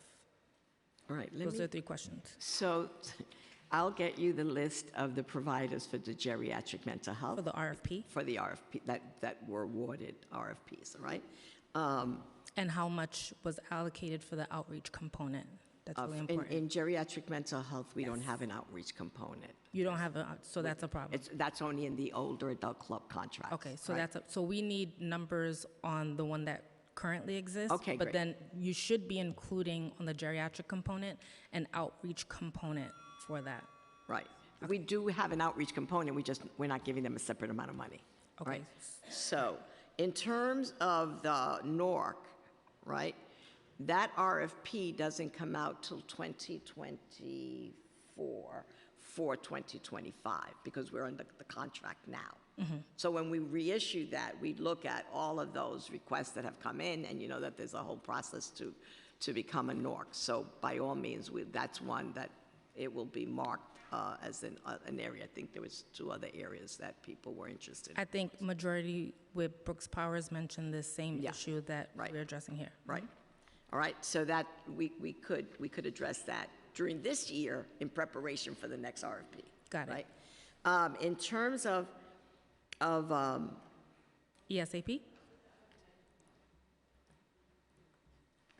I don't know what ESAP is.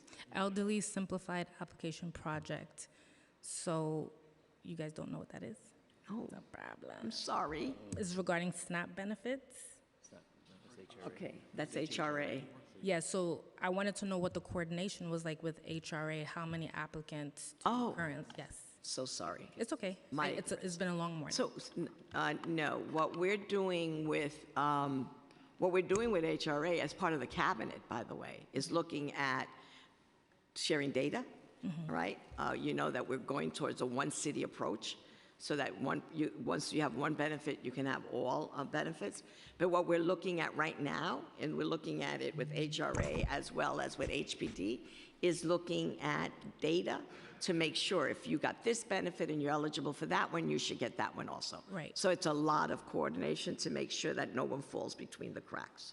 Right, all that should be grandfathered in, so it'd be really good to get an update on how many applicants we currently have, how much we expect to have. in Yeah, and I'll tell you what I'll also give you is when we're planning to share the data and by when we expect that data to be, All right, thank you, addressed. Commissioner. No, thank you. Thank you, Chair. And I'm sorry I didn't understand No worries. ESAP. No worries. Been joined by Councilmember Stevens. We have questions now from Councilmembers Lee, followed by Marte. Okay, hi Commissioner, how are you? Hi, how are you?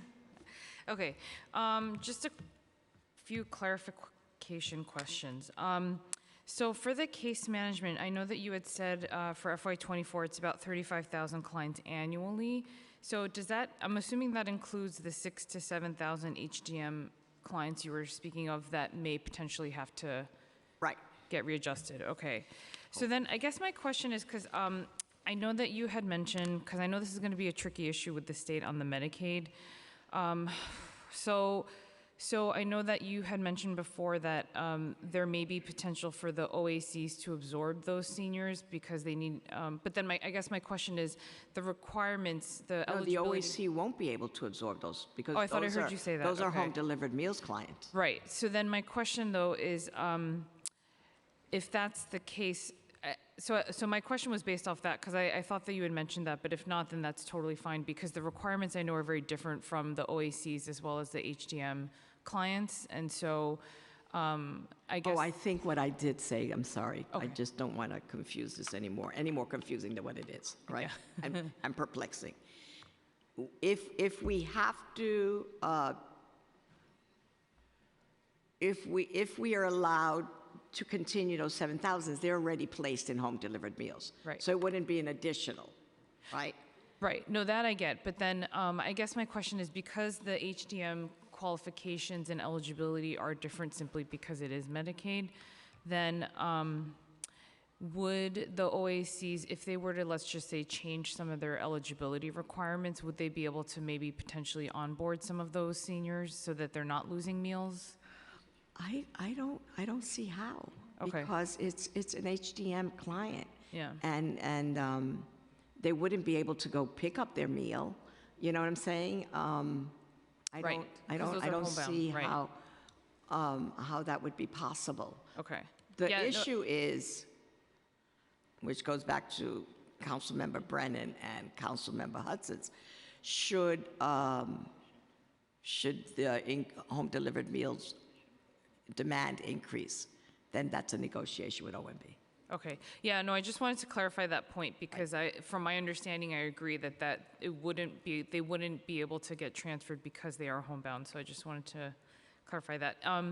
And also in the testimony, it says over 85% of case management clients benefit from home-delivered meals. Yeah. So for the other 15%, is it just that they're receiving other services, but not necessarily the meal services? I Yeah, just wanted- they're home insecurity. Jeez, everybody's home insecure. Food insecurity is not a prevailing issue or an issue that has elevated. Because the minute you are found food insecure, Right. we give you a home-delivered meal. Okay. The next question I had was just around the mental health support services. So are you all connected to NYC Well at all? Meaning, if I'm a senior and I call NYC Well, I'm not plugged into the DIFTA system, then is there referrals that are made from NYC Well to DIFTA potentially? Yeah. Okay. Yeah. And can you get us those numbers to see?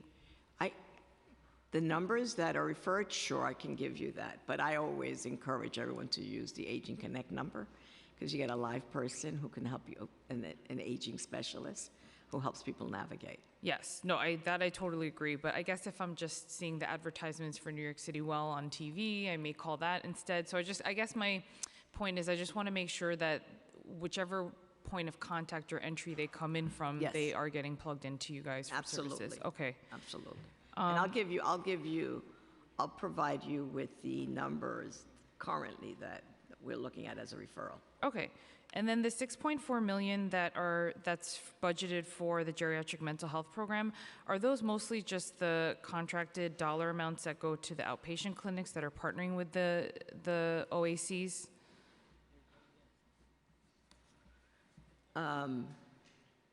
I'm sorry, I got distracted. Oh, no, by no, this. it's fine. It wasn't you, they just passed me a note. Go ahead, I'm sorry. The 6.4 million that's budgeted for FY24 for the geriatric mental health program, are those mostly dollars that are just going towards the Article 31 clinics that are partnering with the No. OACs, or is it going to No. both OACs and? No, these are Article 31s. Some of them will now become a geriatric mental health program, when we finish this RFP process. No, the geriatric mental health is a program outside of the Article 31s, right? So there were programs that were started for just establishing, a geriatric mental health service. What we then did was create outlets at OACs so that they wouldn't be freestanding geriatric mental health, but built into the existing network of services.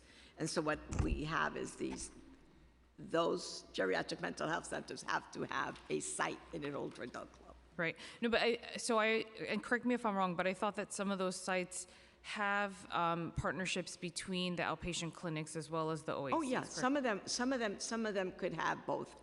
Could be a geriatric mental health program funded under New York City Aging, as well as in Article 31. Okay. There are several programs Separate, that yes. can have Okay. both. I think Hamilton House is one of those, and I think that there's several of them. Okay. I think so. And then I guess for time's sake, last question. So in terms of inflation, because I know that we can technically fight, obviously, we'll try to fight to get, fight back the pegs. But then in terms of new dollars, because I know that the inflation costs are impacting, raw food costs, gas for the vans and the vehicles and things like that. So how has that been factored, if at all, into the budget for next year? Prior to this budget process, we have looked at, and Jose, you want to talk about what we did with the HDMs? So what we did is surveyed all the HDM providers for this year and figuring out where their profit loss statements are in terms of, most of them are actually losing money in the program, and came up with an estimated cost of $1 increase in the current rate, which is right now is $11.78, which would factor in inflationary costs just for the HDM alone. But what about for the OACs? So we're looking at that as our next step. Because they're different right now. Because as we mentioned earlier, there's an underutilization. Most of them basically are covering those inflationary costs because they're not spending their food money. Go ahead, say it. Okay, now questions from Councilmember Dinowitz, followed by Farias. Okay, Councilmember Farias. Good morning, folks. Hi, Commissioner. Hi. Just have a quick question regarding some of this, if you folks have any thoughts around the nursing home sanitation services that we have throughout our DIFTA contracted nursing homes, both public and private, and if you have any thoughts around if those payments that they have to do should be allotted for or not. I have a bill in the council that is aiming to include private nursing homes for free sanitation services. I'm just wondering if you folks have any thoughts around that in terms of service. So we believe in community care and community care plan, and so we believe that people should be in their home as long as possible, and hopefully we have absolutely no jurisdiction over nursing homes or the nursing home operations. What we do have, that was an initiative started under the City Council, which was the creation of an own ombudsman program, where families who have issues or concerns about the services that they're receiving for the senior adult daycare centers, that they could come to us. But we have absolutely no jurisdiction or oversight of nursing homes. Okay, I was just wondering. Thought it might be a you. good time to ask. And then I just have a quick question around whether the department, how's the department working towards countering the large-scale, like, public safety, community safety narratives that are out there, or at least hyper-locally trying to demystify or counter the narratives to encourage more people to come back into our older adult centers? Or So from a public safety perspective,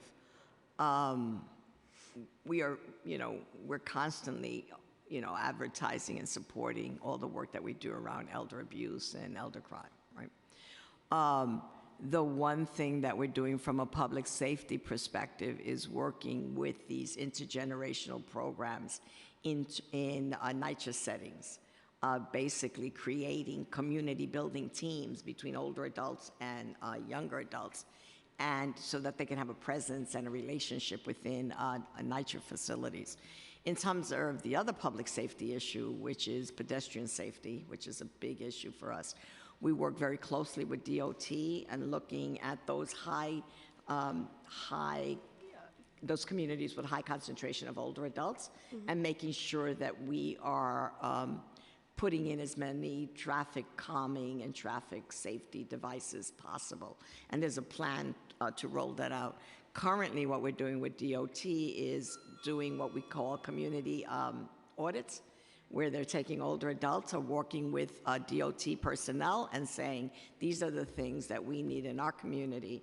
And they're looking at bus lanes and lights and traffic calming and all of those issues and doing an audit. And the other thing that we've just done with DOT, again, for access and safety is we're working with DOT to make sure that in front of every older adult club, there is a no loading sign, like what you have in hotels, so that nobody parks there, so that older adults can have access easily to and from the older adult club.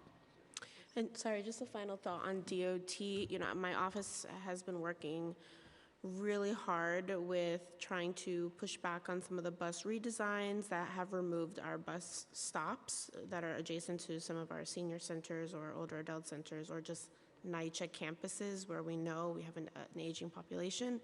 So I would encourage the assistance for the council members to push on DOT to reinstate some of those bus stops, even if we only have a small amount of people that are riding them, because we know that small amount have walkers and canes and need that stop. But thank you for answering my questions and for coming today. Thank you always. As a Bronxite, I welcome your questions. Commissioner, I want to just clarify something from your testimony, where I believe you stated that home share would be discontinued for FY24? Yes. Okay, why is that? Home sharing program is a program. It's been a very novel and boutique program that we funded for many years. And the amount of matches that they have developed, it's a great concept, it's a great program. but the amount of matches that have been made are too small and they're not scalable. We scaled it up one time for $1 million, and we could never get more than 25 matches, and it's one of the things that we're struggling with right now. And given these kind of situations, it's a small program that we just can't continue. It started out with private dollars. We thought we could support it with public dollars to have it grow, and it just has not materialized. Okay, I'm going to give it now to Chair Hudson to close us out with some final questions. Thank you. And just to confirm, that decision has been final?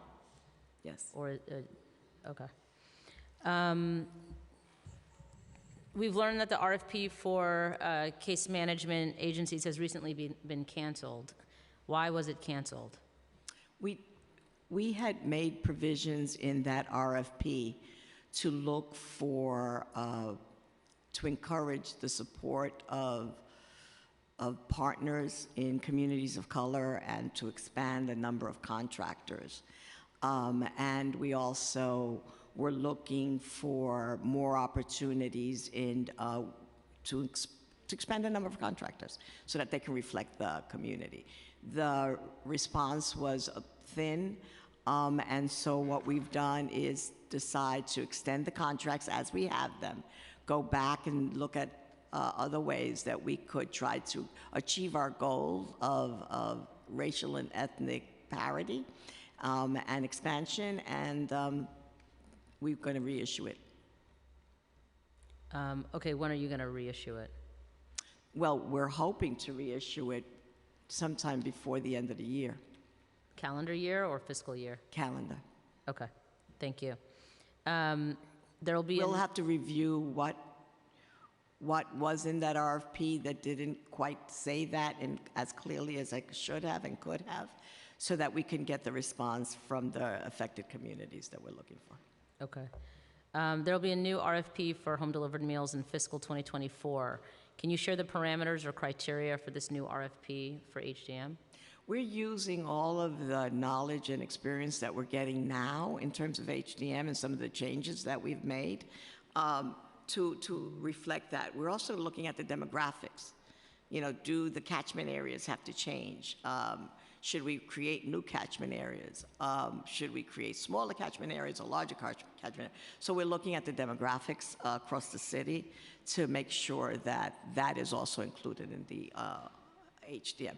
We're not just issuing RFPs for the sake of issuing RFPs. We're really looking at how is it that we can respond to the growing and changing needs in the community.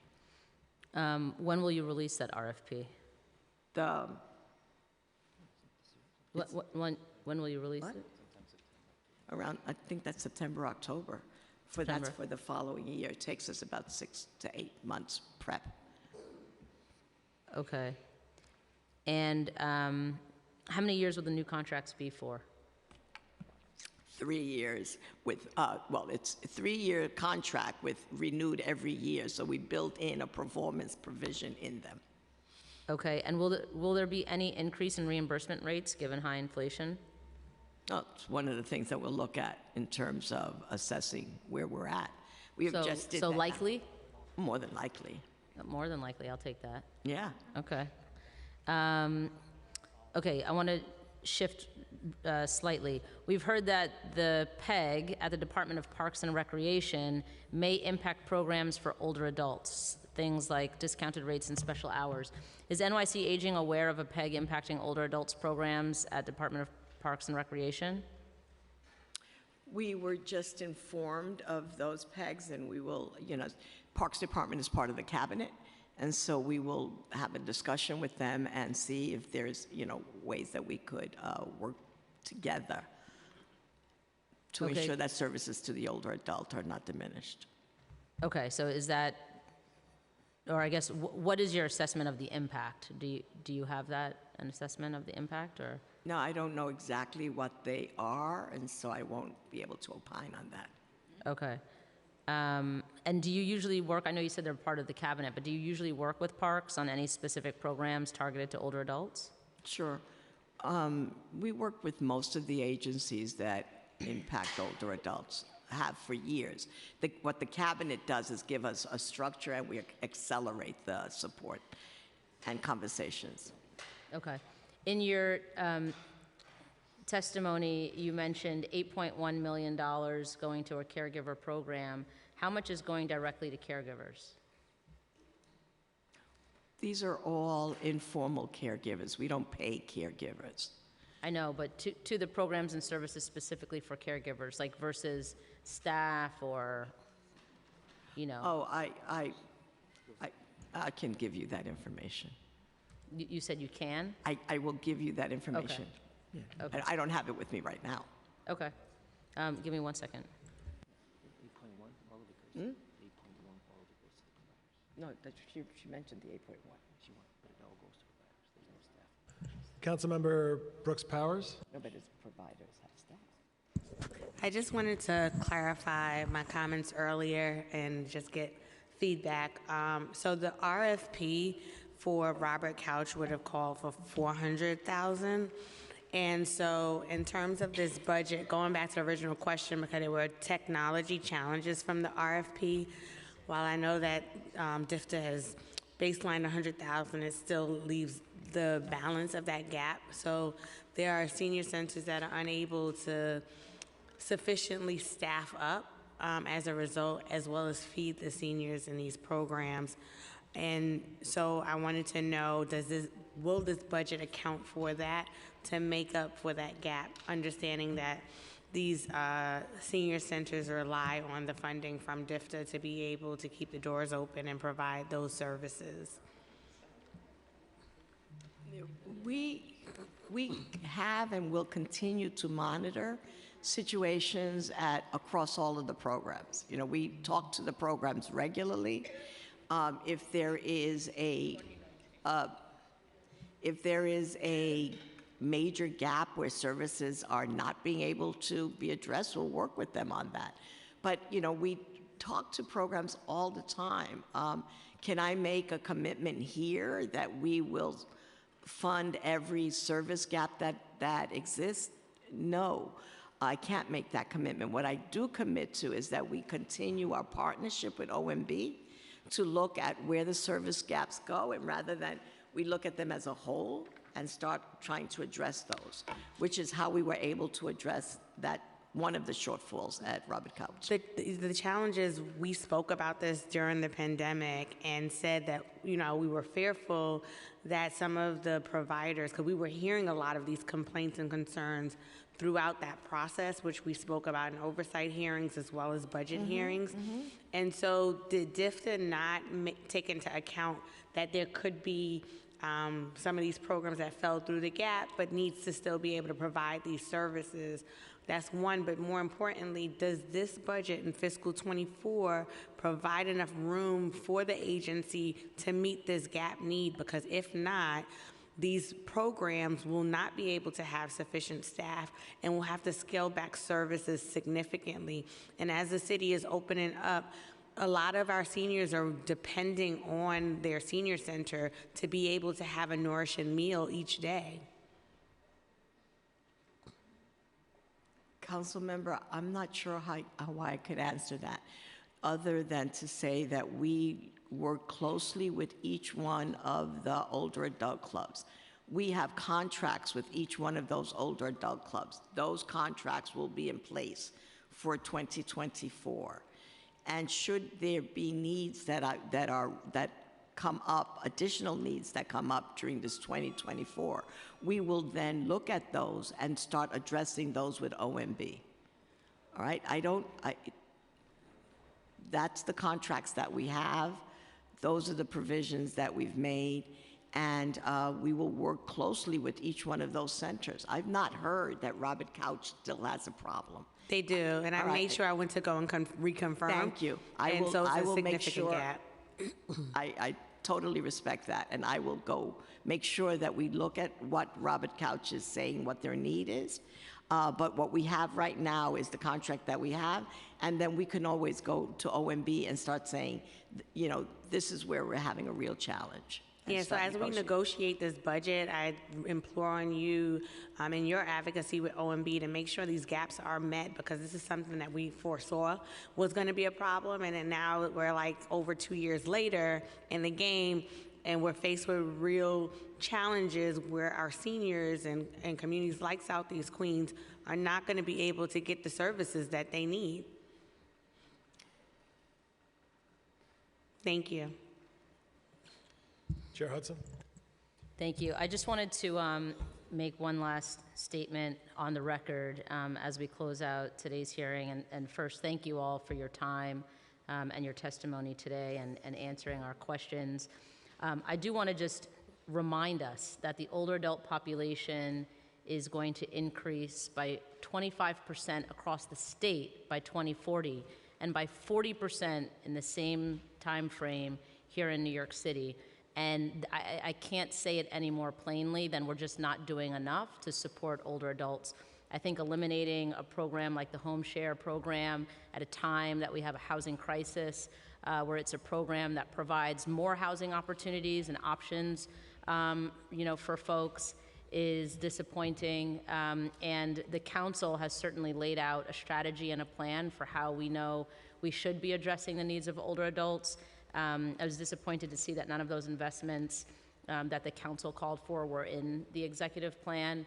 And I hope that, we can continue to work together in really delivering for older adults in a more meaningful and tangible way, given the anticipated increase in the population. So thank you, and thank you to Chair Brannon and to all of my colleagues for your questions. Thank you, Commissioner. Thank you. Okay, we're going to take a short break, and then we will hear from the Department Department of Health and Mental Hygiene.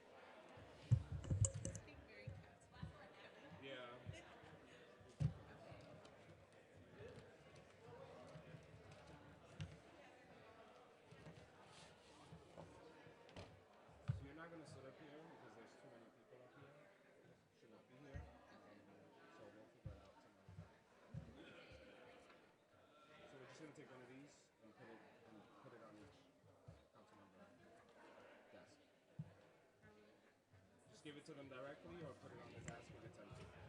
I would say just take the number. Huh? Yeah. Yep.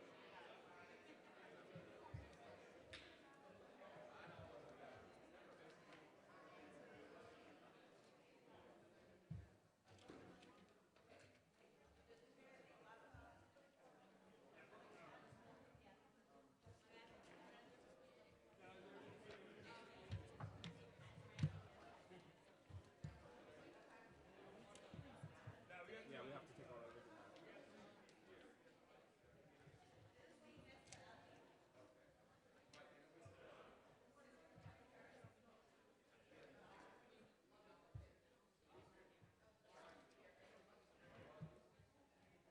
Hello, how are you?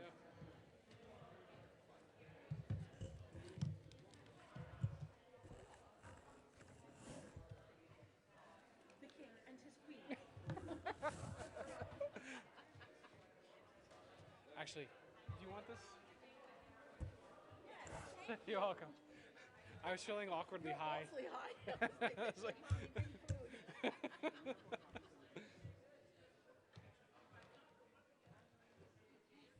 you're tomorrow afternoon, right? Wednesday. Wednesday. I think tomorrow's our briefing. We'll get you copies of the testimony. Thank you.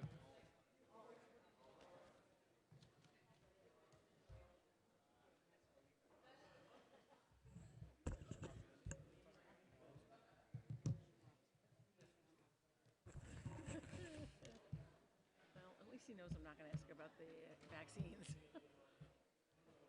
Hello. Hello. Madam Chair.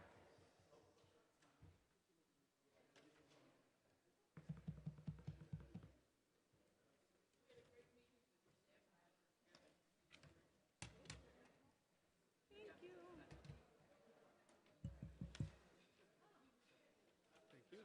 Thank you. Thank you.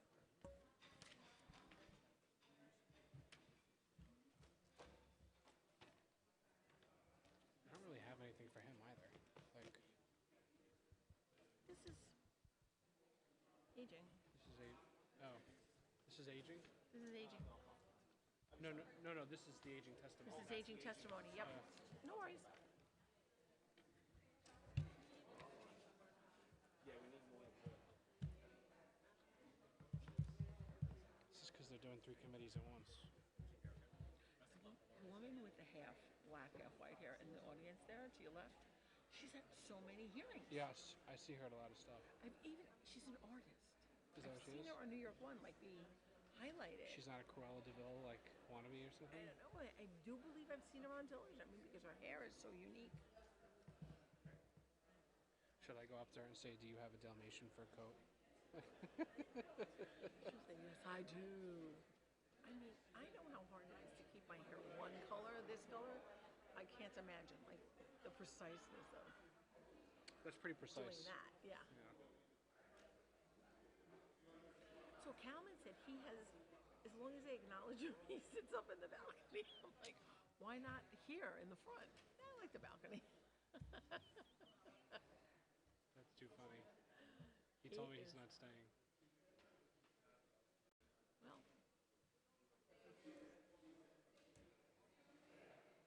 Oh, there he is. He's sitting up at the yeah, front. exactly. He got a little, he's squished in. No worries. Thank you.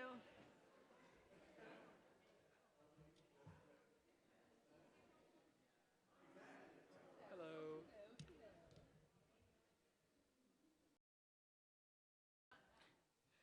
She was on the stump with Linda Lee over the weekend.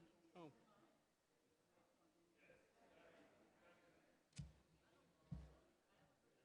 I didn't look. Hello.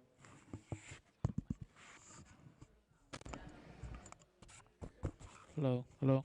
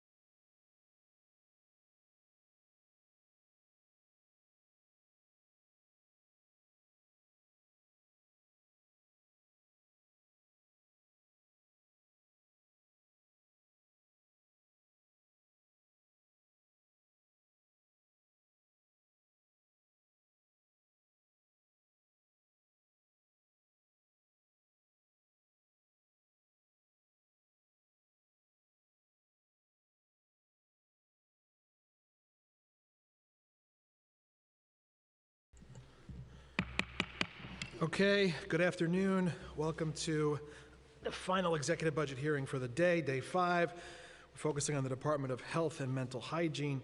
I'm pleased to be joined by my colleagues and co-chairs for this hearing, Councilmember Lynn Schulman, Chair of the Committee on Health, Councilmember Linda Lee, Chair of the Committee on Mental Health, Disabilities, and Addiction. We have been joined by Council members Yeager, Dinowitz, Stevens, Caban, Menon, Farias, Brooks Powers, Sanchez, Hudson, Hanif, Felice, Botcher, Carr, Areola, and Abreu. Commissioner, welcome. Thank you to your team for answering our questions today. Just to set the table, on April 26, 2023, the administration released the executive financial plan for FY23 to 27 with a proposed FY24 budget of $106.7 billion. DOHMH's proposed fiscal 24 budget of $2.01 billion represents 1.9% of the administration's proposed FY24 budget in the executive plan. This is an increase of $78.8 million, or 4.1%, from the $1.94 billion, which was originally budgeted in the FY24 preliminary plan. This net increase is mostly due to $30 million added from ARPA, the Federal American Rescue Plan funds adjustment, and $26.3 million added for the DC 37 collective bargaining agreement. DOHMH also projects a headcount reduction of 212 positions since the adoption of the FY23 budget. My questions today will largely focus on the DOHMH's the PPE stockpile, its telehealth capabilities, and the impact of the Title 42 expiration on agency operations, as well as involuntary removals under Mayor Adams' mental health plan. It's irrefutable that we are in a mental health crisis as a city, and the longer that we don't devote the proper resources to get people the care that they need to build the systems necessary for delivering that care, the longer we lock ourselves into one tragedy after another, hitting our families and our communities as a whole. I want to commend my co-chair today, Councilmember Linda Lee, Speaker Adams, Majority Whip Powers, and Majority Leader Powers, and everyone involved in putting together the Council's mental health roadmap, and we welcome the department's response. I now want to turn to my co-chairs for this hearing, Councilmember Schulman, followed by Councilmember Lee for their opening statements. Thank you, Chair Brannan. Good morning. Good afternoon. I am Councilmember Lynn Schulman, Chair of the New York City Council's Committee on Health. At today's hearing, we will be reviewing the fiscal year 2024 executive budget and specifically the funds allocated to the New York City Department of Health and Mental Hygiene. DOHMH is the primary agency responsible for protecting and promoting the health of all New Yorkers. The city's budget plays a vital role in ensuring that New Yorkers have access to quality health care and public health services. As we all know, New York City, like many other urban centers, faces significant health challenges, especially these past few years. While the city has made significant strides in improving public health over the past couple of decades, there is still a lot more work that needs to be done. Sorry, they gave it to me. That's not. Hold on one second. Sorry. Oh, it's okay. Sorry.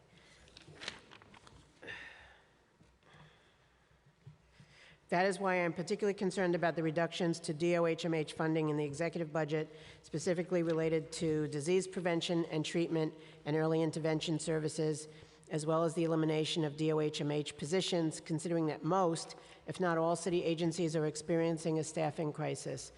In the coming fiscal year, we must prioritize access to quality preventive and primary health care for all New York City communities, and in order to do that, we need to make the necessary investments so that agencies are fully equipped to address the myriad of public health concerns still present in our city. For one, funding community-based health services is a crucial and proven strategy for improving health outcomes in New York City, and these services are often better equipped to address the unique needs of local populations by providing culturally sensitive care. By investing in community-based health services, New York City can improve access to care for underserved communities and reduce health disparities. But to do so, we must ensure that our community-based partners are adequately funded and staffed to carry out their vital work. Diabetes also remains a major health concern in New York City, with more than 770,000 adults estimated to have the condition. The prevalence of diabetes is higher among certain groups, including communities of color and those of lower economic means. Despite efforts to address this issue, diabetes continues to contribute to significant health disparities throughout New York City. We have taken one crucial step towards addressing this crisis by passing my bill, Local Law 52, which requires DOHMH to develop and implement a citywide diabetes incidence and impact reduction plan. But we must ensure that DOHMH is adequately funded to complete this plan and implement it in the most effective and expeditious way possible. The DOHMH executive budget is of vital importance, and especially in light of the recent report on life expectancy in New York City. According to DOHMH, the life expectancy dropped 4.6 years in 2020, something that has not been seen in nearly 200 years. This drop has not been felt evenly. For white New Yorkers, average life expectancy dropped by 3 years, while life expectancy of black New Yorkers dropped about 5 years, and for Hispanic New Yorkers, the drop was 6 years. The ripple effect of chronic diseases from the pandemic, from mental illness to diabetes, have gone unmanaged for many, and we cannot allow this trend to continue. Addressing these disparities is critical for ensuring that all New Yorkers have the opportunity to live long, healthy lives. Adequately funding DOHMH is essential to protecting and promoting the health of all New Yorkers. The agency plays a critical role in protecting the health and safety of the city's residents, including vulnerable groups such as children, older adults, LGBTQIA+ New Yorkers, and individuals with chronic health conditions and disabilities. Funding allows the agency to provide a wide range of essential public health services, including disease surveillance, health inspections, emergency preparedness and response, as well as developing and implementing effective public health interventions, including vaccination campaigns and community education programs. As I mentioned, many communities in the city face significant health disparities, including disparities in access to health care, environmental exposures, and social determinants of health. Adequate funding will allow DOHMH to implement targeted interventions and programs to address these disparities and promote health equity. As chair of the Council's Committee on Health, it is my job to ensure the DOHMH funds will be appropriately invested in programs and services that need it most. In closing, I will reiterate what I have said previously, that health care is a human right. This budget hearing is a vital step to ensuring that everyone in New York City can access quality health care. I look forward to hearing from Commissioner Vossen and his staff on DOHMH's executive budget for fiscal year 2024. I want to thank the Commissioner and DOHMH for being here to testify and answer our questions. I also want to thank members of the finance team, Crillian Francisco and Danielle Glantz, and our committee staff, Senior Counsel Christopher Pepe, Legislative Counsel Sarah Sucher, Policy Analyst Minor Butt, for their work on this hearing. I also want to thank my Chief of Staff, Jonathan Boucher, and my Legislative Director, Kevin McAleer. I will now turn the mic to Chair Lead to give her opening statement. Thank you, Chairs Schulman and Brannon. Good morning. I'm Linda Lee, Chair on the Committee of Mental Health, Disabilities, and Addiction. So at today's hearing, we're going to be reviewing the DOHMH's FY24 executive plan, which also includes $738 million for mental health services.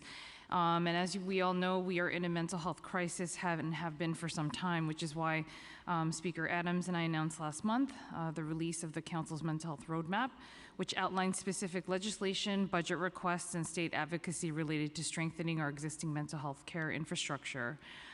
Especially when it comes to treatment and prevention services. And as we all know, preventative services are crucial, which is why I'm very concerned that the prevention services do not seem properly represented in this budget.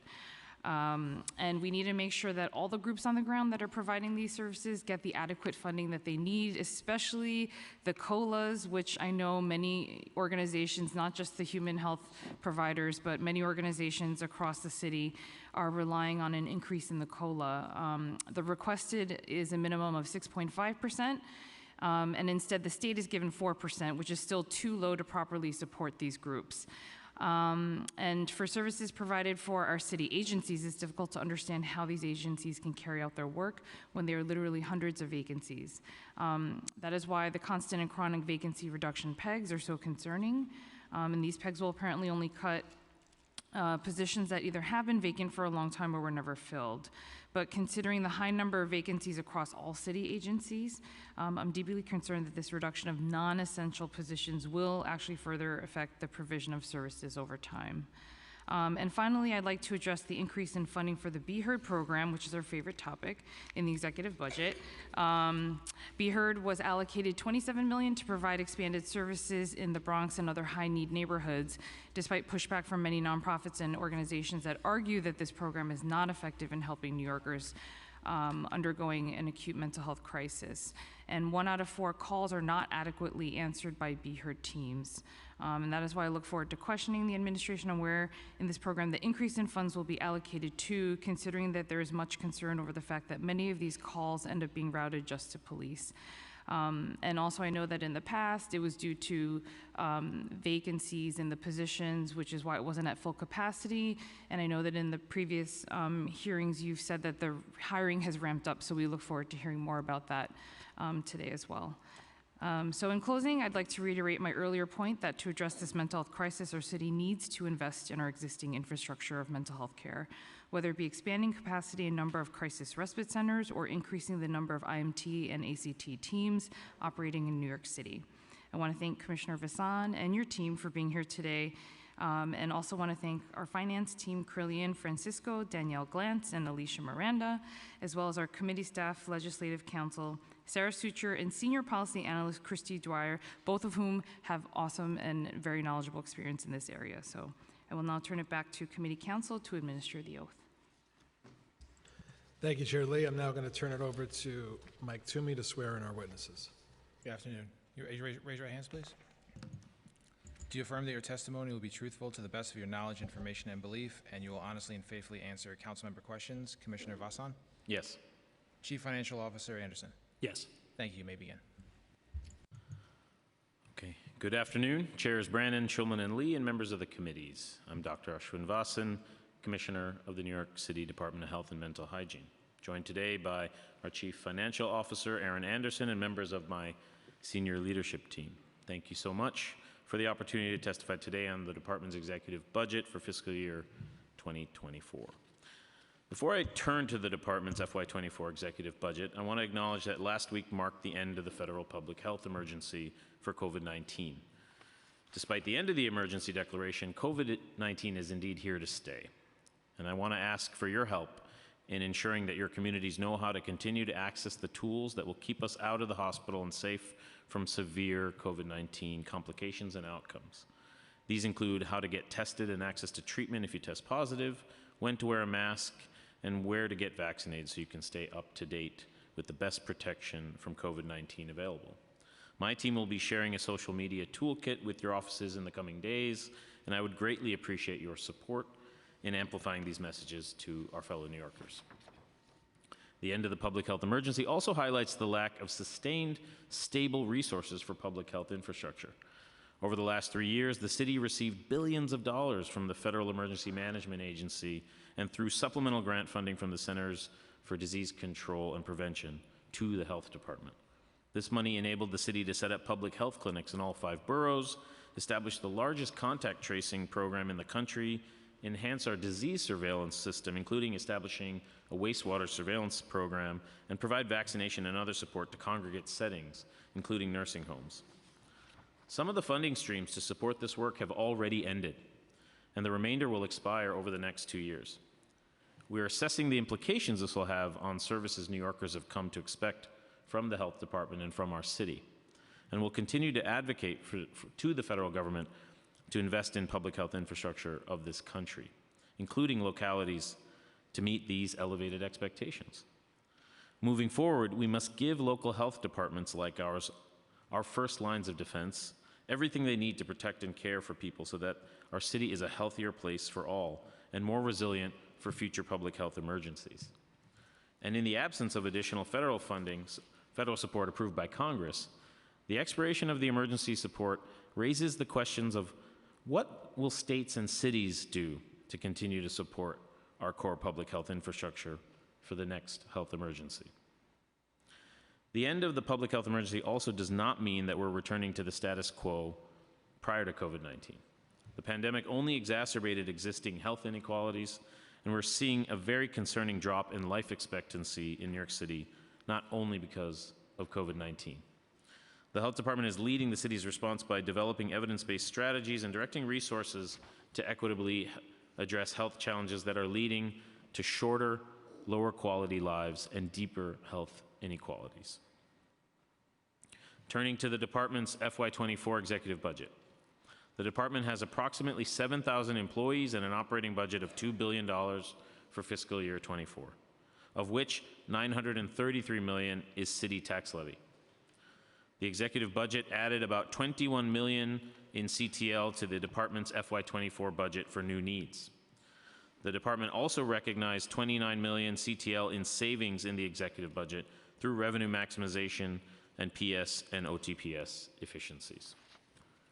With this executive budget, important investments have been made in the city's mental health plan, access to safe and illegal abortions, a personal protective equipment stockpile, and the department's summer 2022 MPOX response. For the city's mental health plan, a total of $12 million was added in FY24, which will grow to more than $20 million in FY25 and in out years to the health department alone.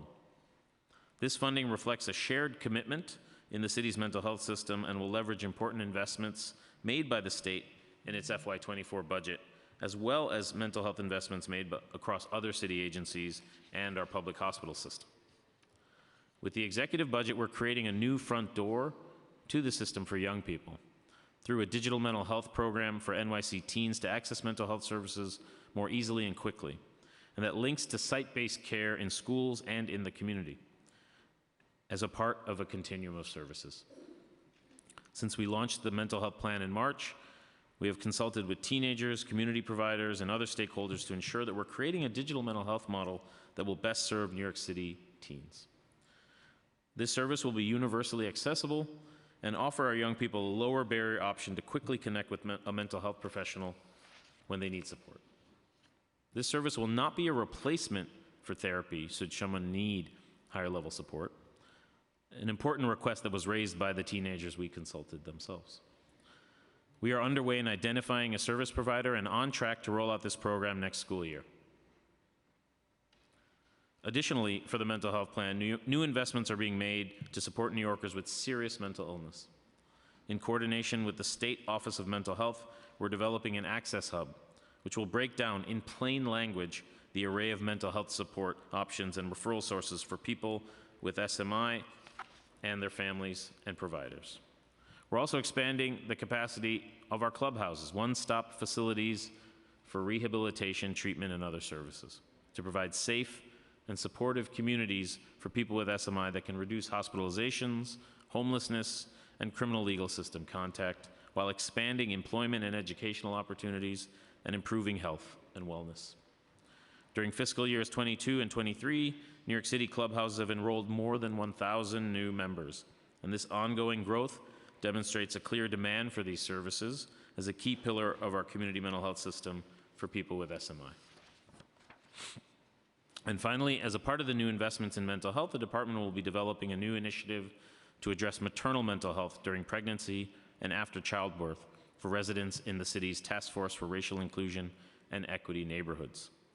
This important investment focuses on two of the department's key priorities: Black maternal mortality and mental health. The executive budget also allocates $4.2 million to continue the health department's work in ensuring access to safe and legal abortion care for New Yorkers and anyone else who needs access to this vital reproductive health care.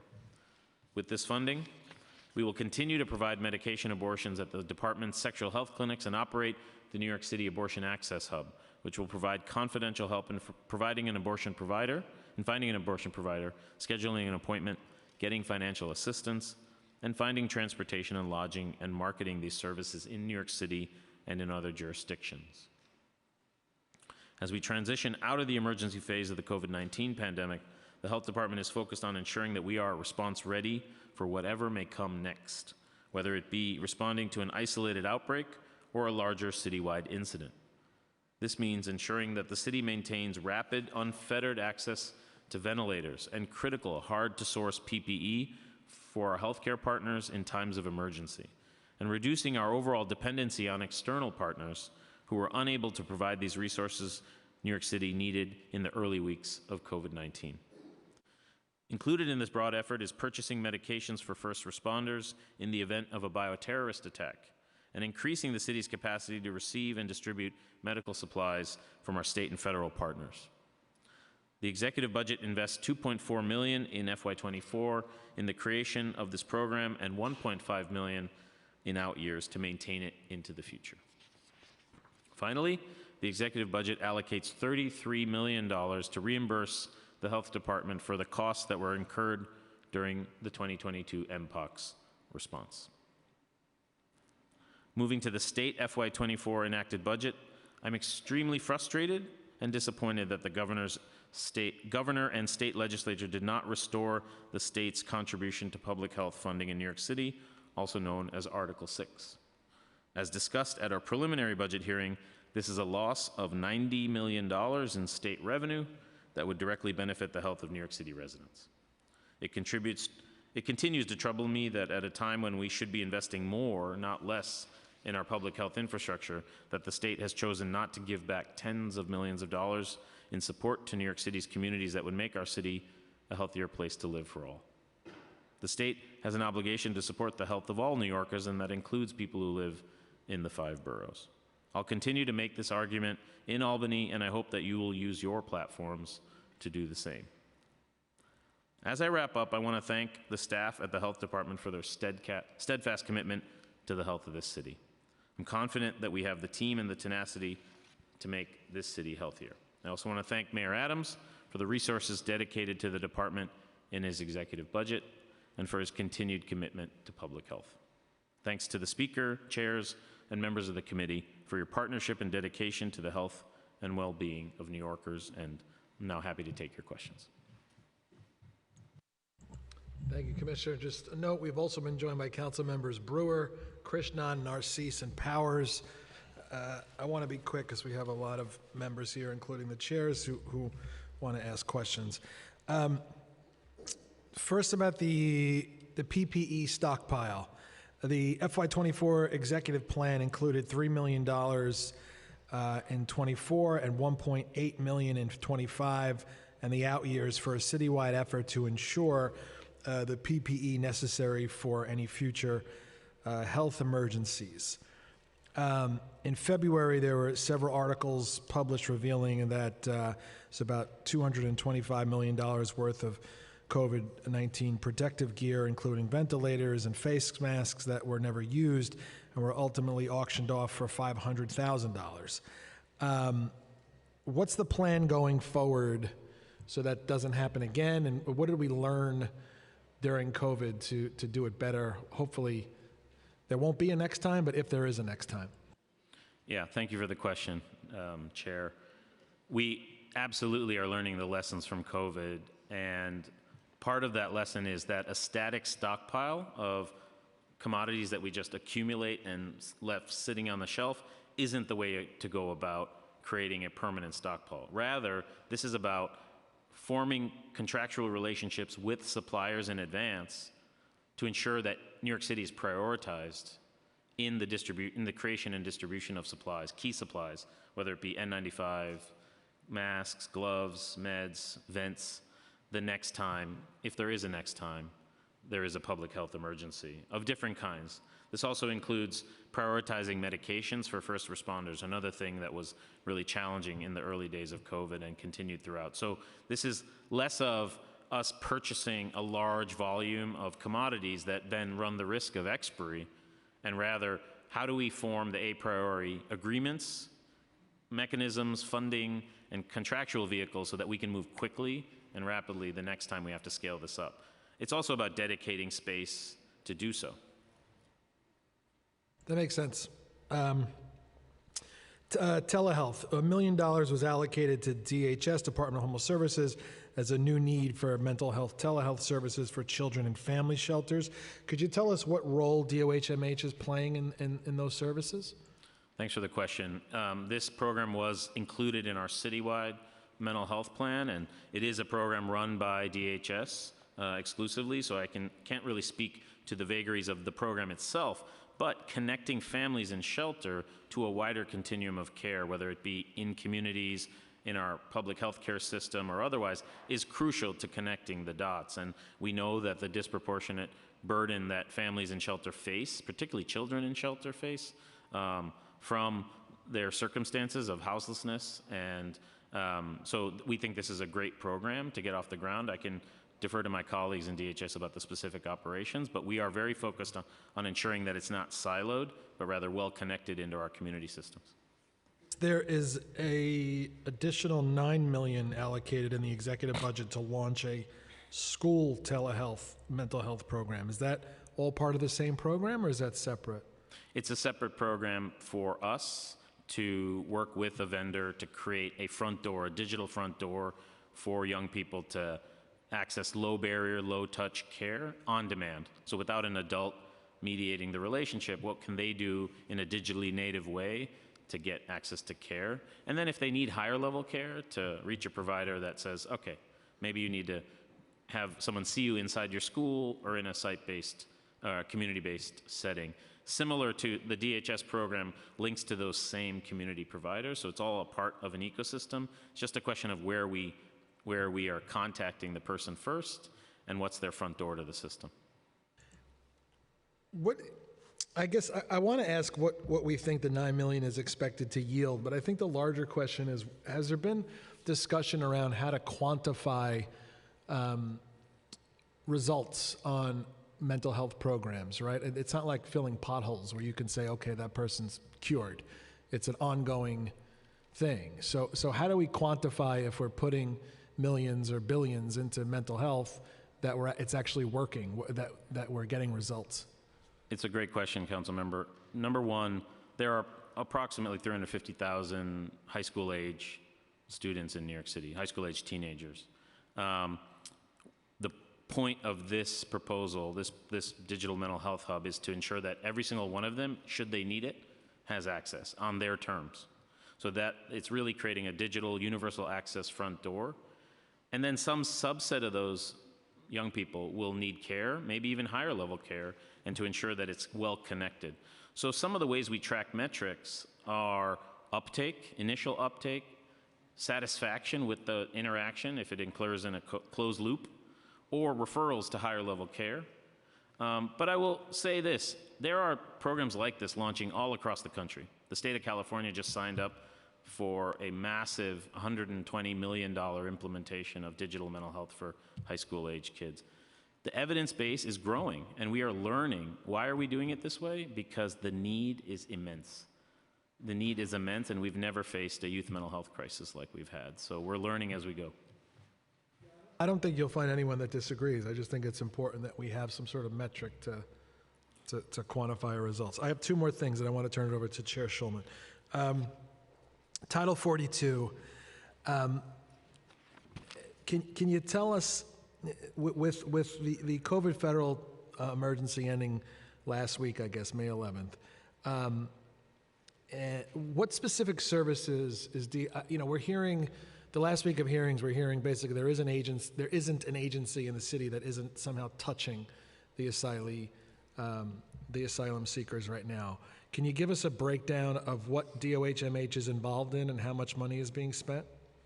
Thanks for the question. For the finances, I'll kick it over to my CFO, Aaron Anderson. But at a high level, our work with asylum seekers really focuses on four main domains. Number one is communicable disease surveillance. Number two is immunizations. Number three is connections into care, so enrollment, if for eligible asylum seekers, enrollment into insurance and appointments, and mental health supports, whether on site or at community clinics. So that's been our engagement, but as you alluded to in your question, this is really all hands on deck. Every single city agency is doing something to support this unprecedented influx of new New Yorkers who need our help. And because we see no sign of this stopping, we're going to have to continue to mount a response, and the Public Health Department is doing its part in coordination with a whole host of other agencies. Aaron, you want to talk about our budget? Yeah, sure. Right, so spending to date has been about $3.2 million so far for the suite of asylum initiatives that he's talked about. 3.2 million since when? Over the last months, I mean, since the crisis began and we've been involved. So last year. Okay. And could you tell us, one of the agencies, I think it might have been HRA, I don't remember now. Last week was a bit of a blur, but we were concerned because it seemed that the initial information that we have about the asylees is coming from whatever info they're giving at the border. So once asylees are here in the city, what sort of, how does as soon as an asylee lands in New York, how does DOH get involved? Is there a health screening? What happens? Thanks for the question. Yeah, there are a number of screenings that occur either at the navigation center, at shelters themselves, where we have on-site workers doing appointments and health screenings. And that ranges, right? It ranges from baseline health needs, assessments of immunization status, active health symptoms.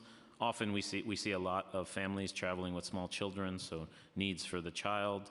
And mental health, of course. And so these screenings are happening whether it's at our HERCs, through Health and Hospitals, at our DHS shelters. Department of Health staff is involved in some of that work, or the Navigation Center involved in those screenings. It's either done by our staff or done by partner agency staff. Okay, my last question, with regard to the mayor's mental health plan that was released last November, one major factor was the involuntary hospitalization of folks who were experiencing mental illness. And I guess my question, and I asked HRA and DHS this as well, is there, or do you believe, and if there isn't, do you believe there should be, an inherent amount of times that an outreach team engages with an individual before they would engage in a involuntary removal?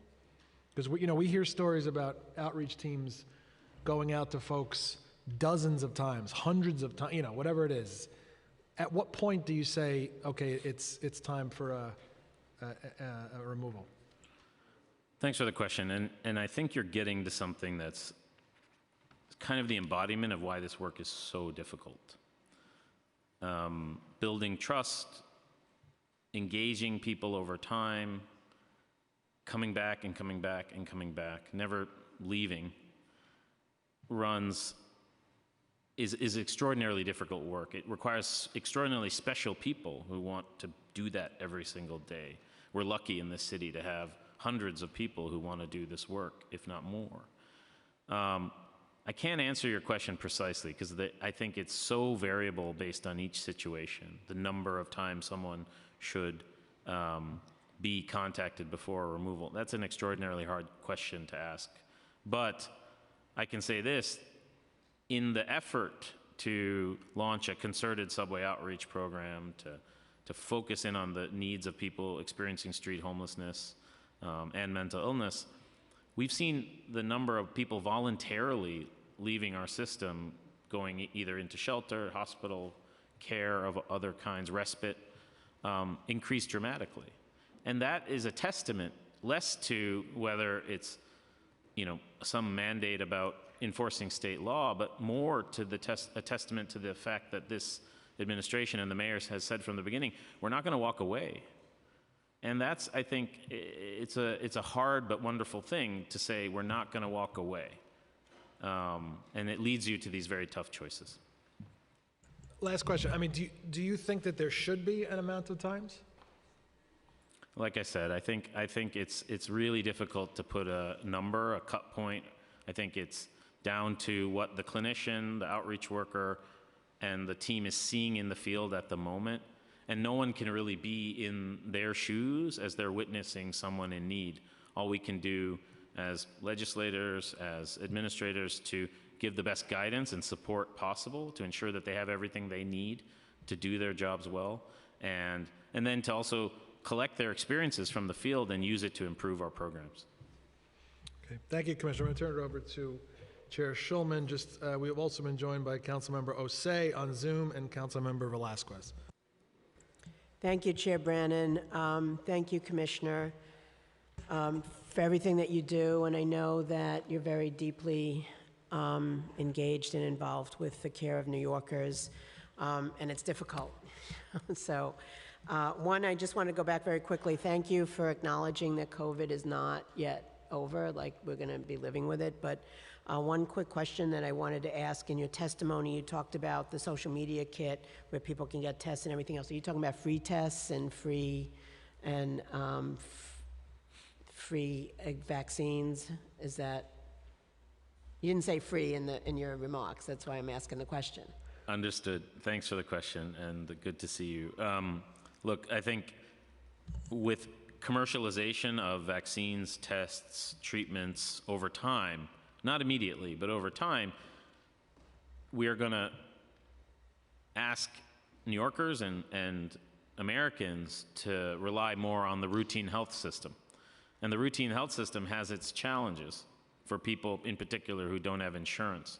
It's why we were so forceful in our advocacy to expand the state's essential plan under the 1332 waiver, which would have covered almost 200,000 New York City residents who currently don't have insurance or would lose insurance.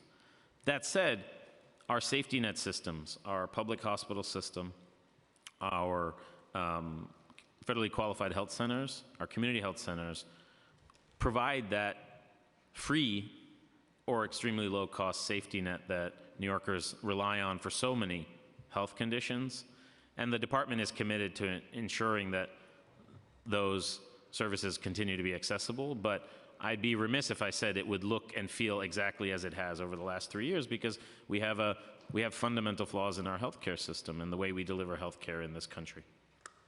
So thank you for that. I do want to say that in the social media kits and the education campaign that we make it clear where people can at least get free or low cost, because I've had constituents call me to tell me that they've been charged $1,200 to get a COVID test not at a public facility, but at a private facility. So, and that's something that's not sustainable. So, and it's an issue for New Yorkers, and especially if we want to keep down, anything that comes up later on. So that's one. The other, I want to ask you, I know you spoke about Article 6, you just mentioned the 1332 waiver. Do you want to just explain what happened in the state and how that affects the budget for DOHMH? Yeah, I'll start with Article 6. Article 6, as you know, is a state-funded match for core public health services, things like naloxone distribution, STI screening, reproductive health care services, so on and so forth. Our MPOX response was included in that. Several years ago, the past governor made a decision to reduce New York City's match from the 36% that every county in this state gets, crucial, to 20%. And that was a decision made prior to COVID. So throughout COVID, we didn't get that match either. Now, emerging out of COVID, out of the pandemic, the emergency, at a time when everyone's talking about public health infrastructure being underfunded, the state has failed to restore that cut, which results in $90 million that isn't coming to this city that could go to those services I described, and allows us also to liberate more funds to apply to other non-Article 6 eligible services like mental health care and so forth. So it's an extremely disappointing thing that the state has chosen not to restore that cut. With the 1332 waiver, this is simply an authorization to use surplus dollars that already exist in our essential plan trust fund to cover care for the undocumented uninsured. This costs the state nothing. This is money that the state already has and is actually paying for already, over $200 million a year on emergency Medicaid, which covers just a subset of basic health care. So this really feels like a no-brainer to us at the health department and here at the city, and it's disappointing that it wasn't authorized in the state budget. So, moving on to some things that the federal stimulus money paid for, also a little bit related to COVID and other diseases that could come up. So one, I want to ask you, wastewater surveillance and outbreak surveillance are two federally funded health programs that recently received a reduction in funding. Can you elaborate more on their current operating budget as well as how large the cuts were and how that affects our ability to oversee some of these issues, including when we had COVID? That was one of the major ways that we were able to figure out where it was in the city in terms of how it affects people. We agree. We are very committed to wastewater surveillance. We think it's a new tool developed during the pandemic that we'd like to see as a permanent part of our public health infrastructure in New York City. And right now we have funding through federal grants to continue this work. I'll kick it to Aaron for specifics on the finances, but it does raise the question of what happens in a couple of years when that federal fund expires, when those grants expire. Who is going to pay for wastewater surveillance in an ongoing way? I think it's a really important question and a point of advocacy to our federal partners, but it's also an open question for our state and our city, is who's going to pay for core public health assets that have been built up during the pandemic that New Yorkers have come to expect. I'll kick it to Aaron for the details. Sure. Yep. The current grant amount is $415,000. And how is it being cut? How much? Or it's all being cut? So there's actually no reduction to it. It just had the difference you're seeing in funding is just a function of prorating it because it crosses fiscal years. So there's no reduction to the actual funding. Okay, thank you. So I also have a question, because, so does the Department of Health and Mental Hygiene have the resources to both do what its core function is and also to provide extra attention to those who are seeking asylum in New York? We have, for example, we talked at one point about public health in general and how we had polio, we had Mpox, we had COVID.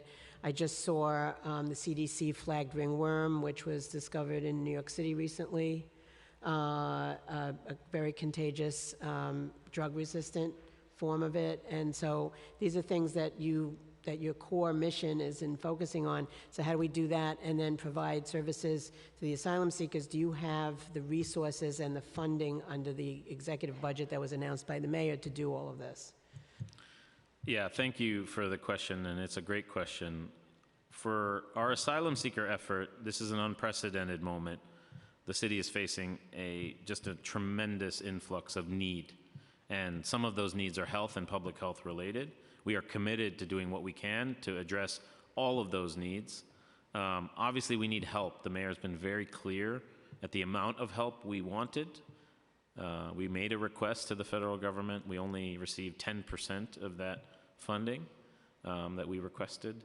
And as you can see, we're putting forth a suite of services: shelter, care, immunizations, social supports, nutrition supports, that has made New York City in some ways a destination because they know that we treat people with dignity here, and as we should continue. But that it requires support, and we must call on our federal partners again to maximize the aid that they can provide this city, and we appreciate all of your continued advocacy to make that case as well. I'm going to ask like 2 or 3 more questions, and then we're going to go to Chair Lee because we have a lot of folks today. So one, very quickly, at the end of April, there was a media article that said that New York City plans a $100 million public health call center. So I just want to know what that is and where we're getting the money for that. It's a great question. Thank you, Council Member. It speaks to exactly this question around readiness and preparedness for the next emergency. The article itself was a little bit of a misreport, but what it is a concept paper for a call center that we can stand up in the next emergency when there are emergency funds available? How do we create the fiscal, administrative, and contracting vehicle in advance, much like we discussed with the PPE center, so that the next time there's a health emergency, we don't have to worry about those things, and we've got a vendor and a partner on demand and a place to put federal resources so we can stand up the kind of high-touch, low-barrier service that New Yorkers came to expect during COVID, and should be the feature, a hallmark feature of all disease responses and health. So is that funded or it's not yet funded? So the price tag that was reported in the press is not a funded amount. It's a ceiling for emergency funds to come into. Okay. Groceries to Go is a new program contracted through DOHMH that gives monthly credits of $140 or $300, depending on household size, to low-income New Yorkers with diabetes and hypertension to purchase fresh produce and groceries from their local small businesses online. Currently, the Groceries to Go program is funded to serve up to a cap of 5,000 New Yorkers. With the public health emergency lifting, many New Yorkers have suffered cuts to their SNAP benefits and will need programs like Groceries to Go to address the growing demand in food insecurity. What are the city's plans, if any, to expand the Groceries to Go program to serve even more New Yorkers? And I just want to note that the FY24 executive budget excludes the $10 million that was given to the program in FY23. Thanks for the question, and I know you're focused on diabetes, and frankly, all diet-related diseases remains a crucial priority for this health department, which is why we built Groceries to Go in the first place. Nutrition security, nutrition access, affordability, and quality of fresh, healthy foods is paramount to addressing diet-related diseases. I see this in my own primary care practice, where diabetes rarely lives alone. It almost always co-occurs with hypertension, high cholesterol, and weight management issues as well. So we have a real issue when it comes to nutrition support and food assistance, which is why we're committed to this program. I'll kick it to Aaron for discussion of the finances, but we're committed to this model because we know, especially in high-need neighborhoods and people who are left behind, which is why we focus on enrolling people with diabetes, known diagnoses of diabetes, hypertension, heart disease, as well as eligibility for NYC care, because we want to really drill down on the most vulnerable New Yorkers. Thanks. Yes. So there was underspending in the program this year, about $4.4 million. That's being rolled to FY24, and we're in discussions with OMB about the possibility of making the program whole for the next. Okay, because we want to push on that. I mean, I think it's a very important program, and also in terms of the underfunding. What's the reason for the underfunding? Because usually when we hear underfunding, it means that we didn't promote it well enough, so that people didn't take advantage of it. But what's your assessment of it? I'll kick it to Aaron for specifics on the spending side. Yeah, I think we'll have to get back to you on the specifics of that, but I think the commitment to rolling what's there is a great start. Thank you. We've discussed this at the preliminary budget hearing, but in FY24, the executive budget includes $1.5 billion in additional reductions across city agencies through the mayor's program to eliminate the gap, and DOHMH has a $30 million reduction for FY24. How will this reduction affect the provision of services by DOHMH, especially in light of the persistent staffing shortages? Thanks for the question. And because of the questions you're raising around direct service provision, we have taken a lot of pain to really ensure that the reductions requested through the PEG exercise does not have an impact on any existing city services. We've done that in a few ways. Number one, focusing in on revenue maximization opportunities, taking an agency-wide approach. Number two, looking agency-wide for particular inefficiencies and efficiencies we could find, rather than wholesale program changes, and looking at underspending and other inefficiencies around overhead and administrative costs.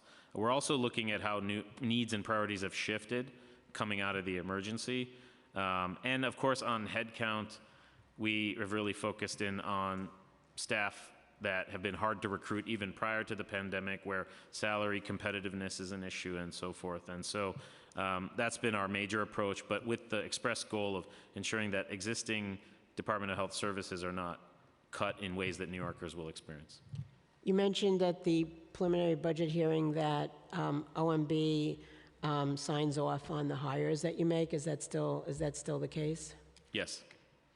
Okay. Thank you. I'm going to turn it back over to Chair Brannon so that he can. I'm going to turn it to Chair Lee. Hello. Okay, so I'm going to start off first with maternal mental health question. So 1.9 million was added to FY24. And so what are some of the specific mental health services that will be provided with the funding? And then also, are there plans to include doula services as well? Thanks for the question.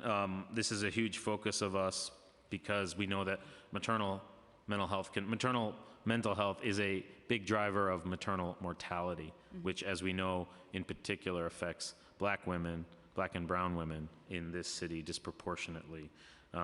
So a focus on perinatal mood disorders, anxiety disorders in particular, as drivers of worsening health and even increased suicide risk is a really important focus of this program writ large. We're still working on the operational details, but you mentioned doulas amongst other programs, our newborn home visiting program, our citywide doula initiative, and the Nurse Family Partnership. The focus of this effort is really ensuring that those programs are specifically geared towards and connected to birthing people and expecting mothers in our city, and particularly in populations and communities of greatest need who experience the greatest inequities in maternal health outcomes. More to come. Thank you. No, that sounds awesome. And then how do you plan on doing the outreach for that? Because I know that, all those services are not necessarily explained to you. It depends on who your provider is, which hospital you're at, and so just wondering how that's going to get coordinated. Yeah, more to come on details, but I can say, number one, it's about looking at people who are currently served by those programs and whether there are birthing people and pregnant women in those cohorts, and then also really partnering with our community health providers, our obstetrician gynecologists, our reproductive health providers, to ensure that when someone becomes pregnant, that they are immediately connected into this suite of services where mental health is prioritized. Nice. Okay, and then next over to clubhouses, which I know you're familiar with. So the executive plan adds $2 million to open additional clubhouses in the city. There are 17 clubhouses open, 6 in Brooklyn, 4 in Manhattan, 3 in the Bronx, 3 in Queens, and 1 in Staten Island. So what's the breakdown for how the funds will be used? Because we've heard also from advocates that they don't think $2 million is enough. And how are you going to prioritize that in terms of boroughs and neighborhoods, distributing that across the city? Thanks for the question, and I'll kick it to Aaron to speak to the specific on the finances, but I'll say this at a top line. Number one, this year is a $2 million investment, but it grows to $7 million in out years. And this is just the beginning of an expansion. We've set an ambitious goal of tripling enrollment from 5,000 to 15,000 over the first term. And that's going to require resources from the city as well as state, as well as non-governmental partners. And we're in active conversations with philanthropy and the real estate community about finding the space to expand these services. Our commitment is to not only look at the existing sites and see where we can pull out more and grow those programs, but also to go to communities that have been hardest hit by the mental health crisis and serious mental illness in particular, and build new clubhouse programs. So we're focusing especially on our tree neighborhoods and neighborhoods with the highest proportion of mental health crisis calls. On the numbers, I'll kick it to Aaron. Yeah, actually, I think you summarized well the growth that leads up to $7 million in the next couple of years. Sorry, how many fiscal years is that over? The next 2, or? I believe that number is baselined, so will be baselined at $7 million, but we can get back to you to confirm. Okay. That's right. It's baselined at $7 million beginning in FY25. 25. Okay. Awesome. Got it. And you actually answered a few of my other questions, so I'll skip those. Is it for the future clubhouses? Is it going to be the similar programs that are currently available for folks with SMI? I think that's part of what we're working on now, is to look at the range of services offered throughout our clubhouse programs and develop a standard package. There is a standard model, but as some programs are very small, they serve maybe 50, 60 clients a day, and then you have others that serve thousands. And really finding that balance. We are looking in particular at a bit of a hub and spoke model where you have stronger, bigger clubhouses really partnering with smaller ones. Awesome. Okay. And next, moving on to a few questions around Be Heard, which I know is in conjunction with you as well as OCMH. So I know that there's probably some data that may not be available, but I'll just ask for the record anyway. What is the total amount of expenses for Be Heard's operations, including training for 911 dispatchers, EMS call takers, EMS field units, and social work field units? So Be Heard, of course, as you know, is a part of the citywide commitment to mental health services, and certainly I and we as a health department are committed to supporting health first responses to crisis calls. And to ensuring that we have a totally different front door to the system, which is why we're really investing our time in the growth of 988 as an alternative to 911.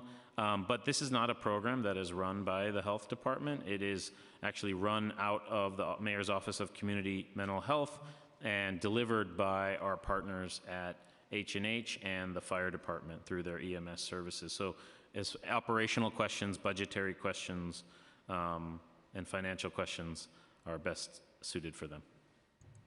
Okay, but what, so which portion of the Be Heard program do you all oversee then? We do not see any portion none? of the Be Heard program. Okay. This was a decision taken by the prior administration. Okay.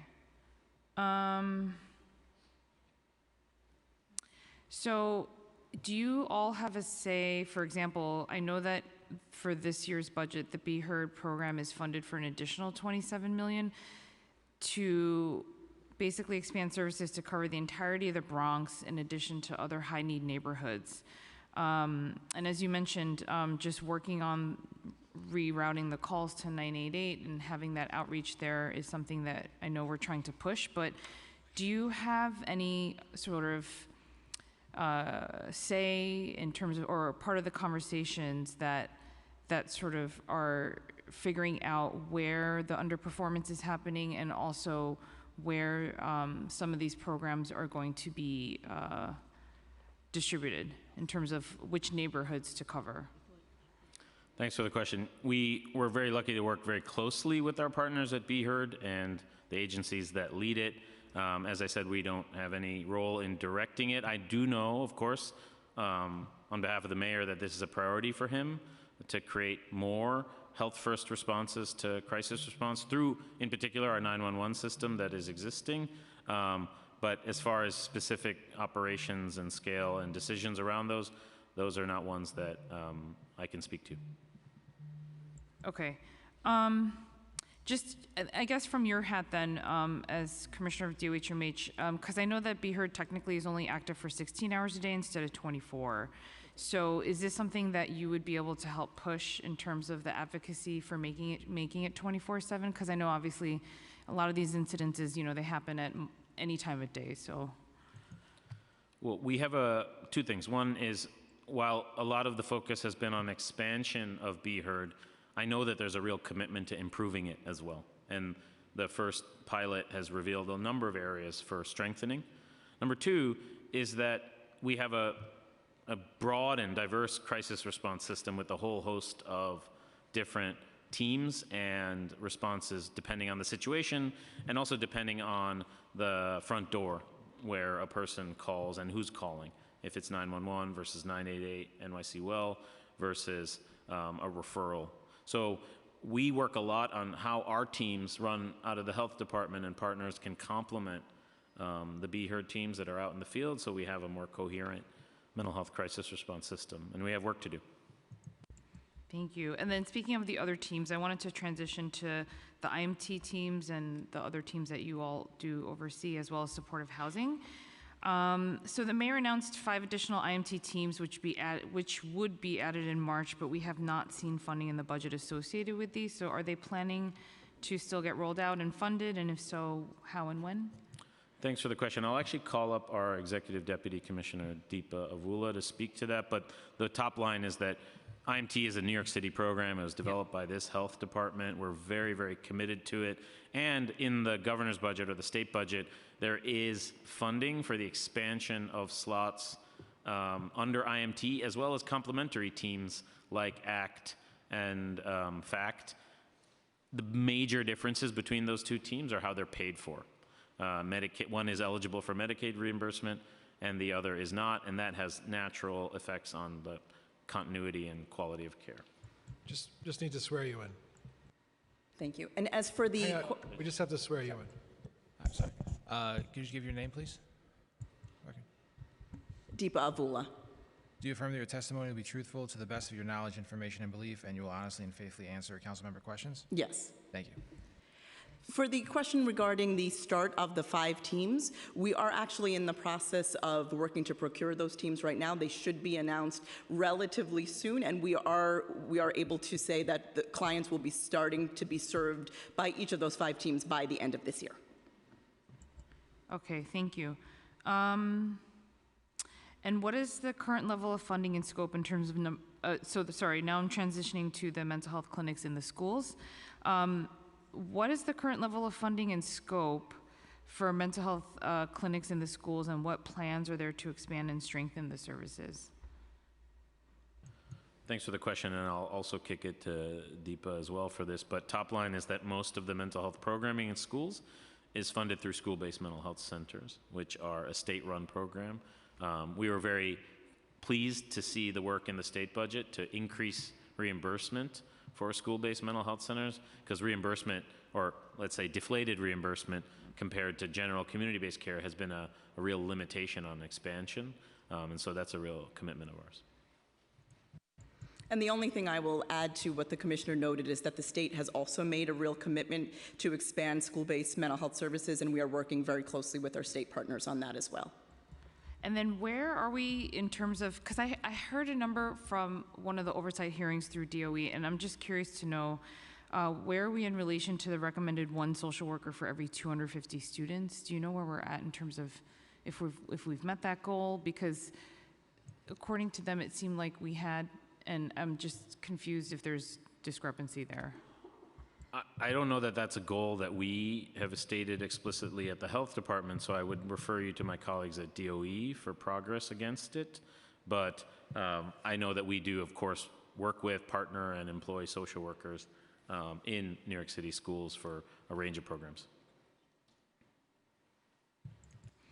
And I know that you're all, supportive of the mental health continuum, which is definitely, it's innovative evidence-based model for supporting students by integrating direct services and developing partnerships between schools and mental health providers and clinics.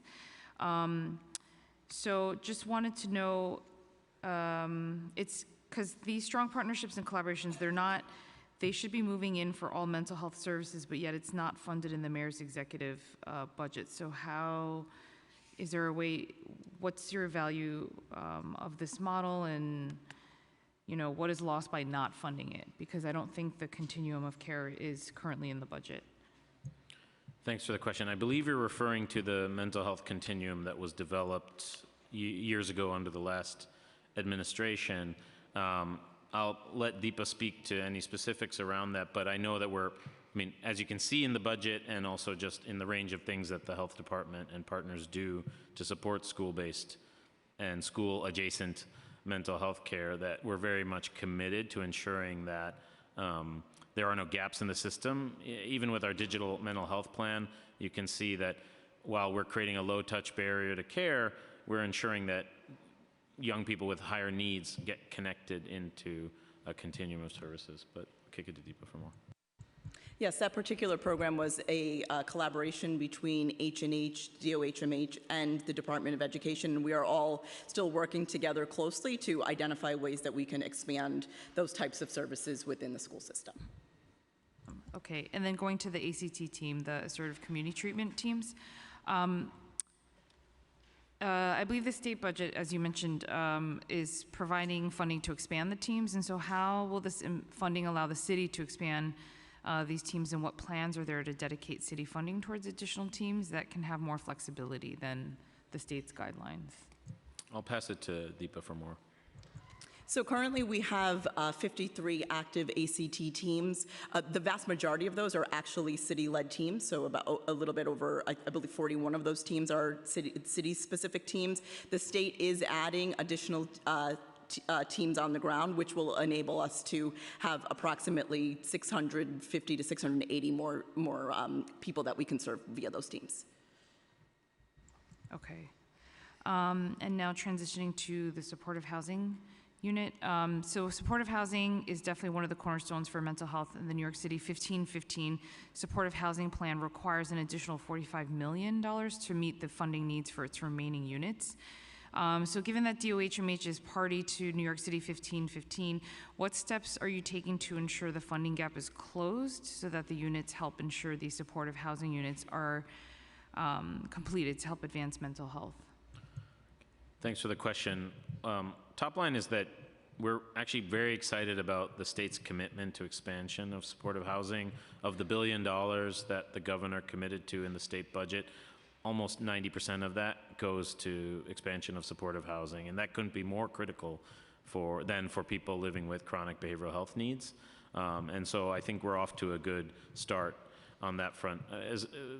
With regard to the specific funding gap on 1515, I'll kick it to Deepa for more.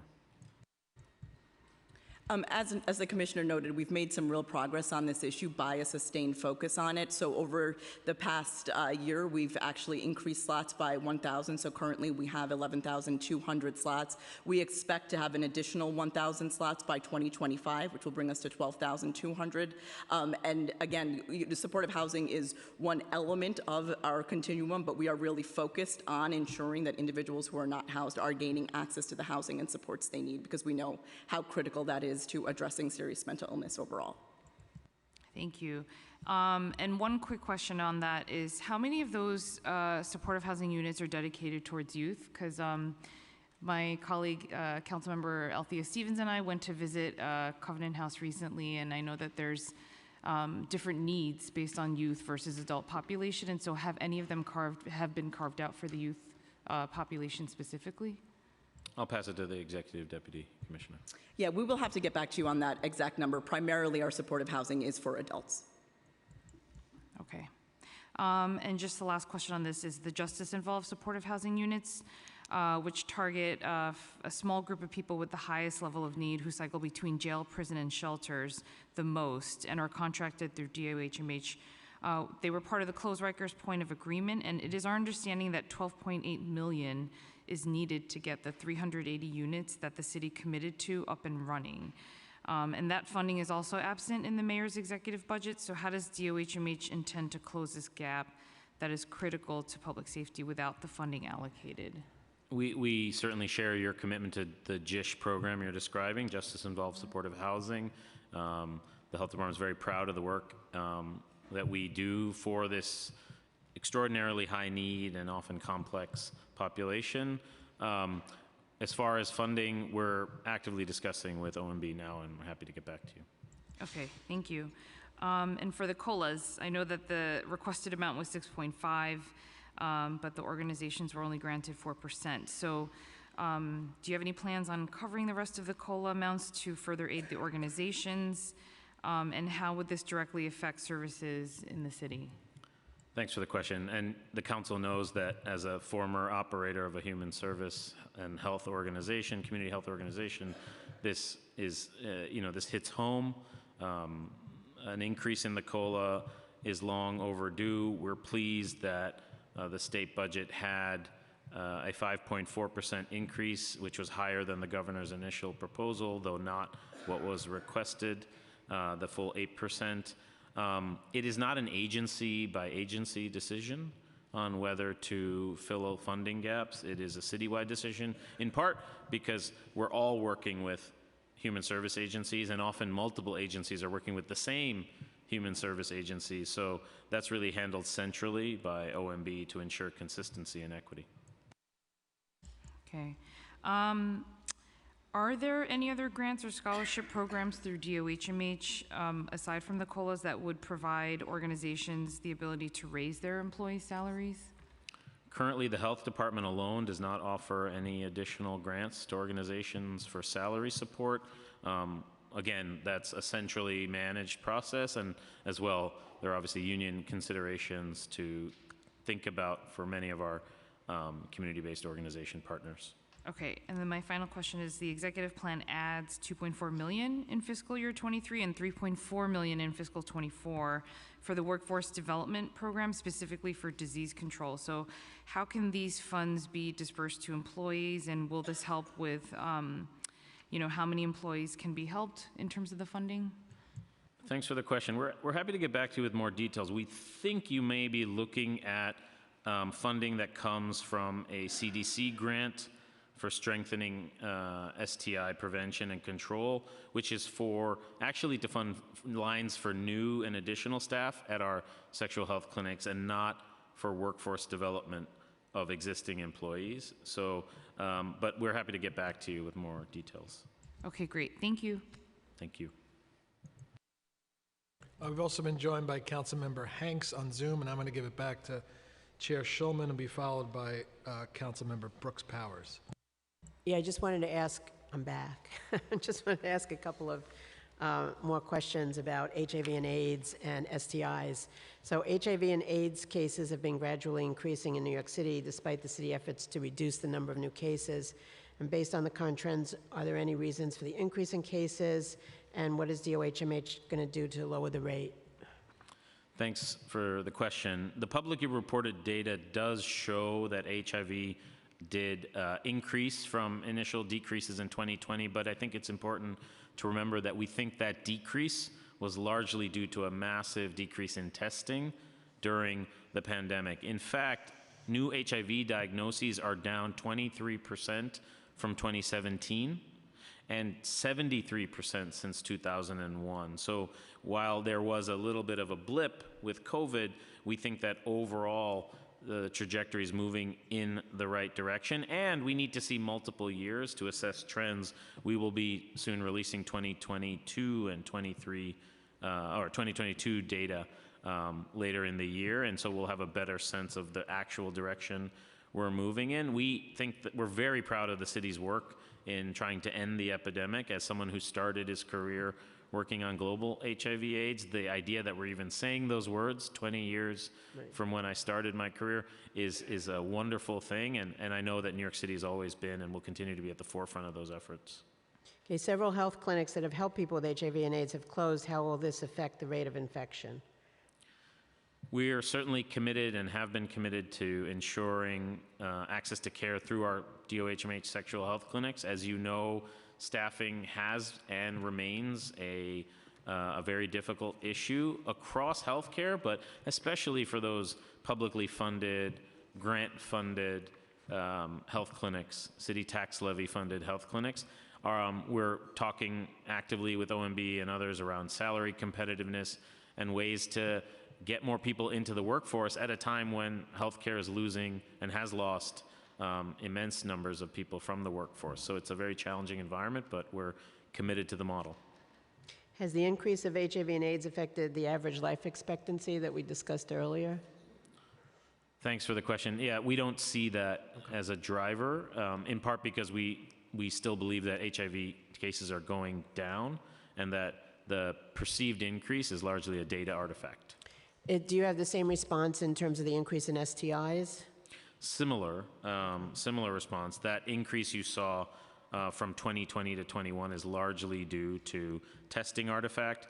I think the big message is that now that the emergency is over and people are resuming their social lives and their full lives, especially as summer comes and Pride comes, we want to make sure that everyone's getting the care that they need. Go out and get tested. Don't wait for test results. If you visit one of our quickie lab sites at our sexual health clinics, you'll get immediate results. And we have free prophylactics and other safe sex products across our sites as well. Speaking of Pride Month coming, does DOHMH anticipate hiring new positions for MPOX-related services? Say that again, I'm sorry, Councilor. Does DOHMH anticipate hiring new positions for MPOX-related services? Thank you for the question. A lot of the work we did last year was based on, again, activating our existing staff for the MPOX emergency in the midst of ongoing COVID work. So I'm just so thankful for our dedicated team who was responding to multiple crises at once. Right now, we're not seeing a need to mount an emergency-like response and to have dedicated lines for Mpox. As you know, the WHO also declared the end of the Mpox global emergency, and we don't anticipate anything like last year's events. And we are also out there proactively and prepared, leveraging our networks of LGBTQIA and MSM serving organizations and redoubling our efforts on vaccination, including launching a statewide and city-specific campaign with the state health department on vaccination. Okay, is the federal government part of that too? Because I know the federal government is pushing people to get their vaccines if they only got one vaccine, to get the second one, and if they didn't get any, to get that.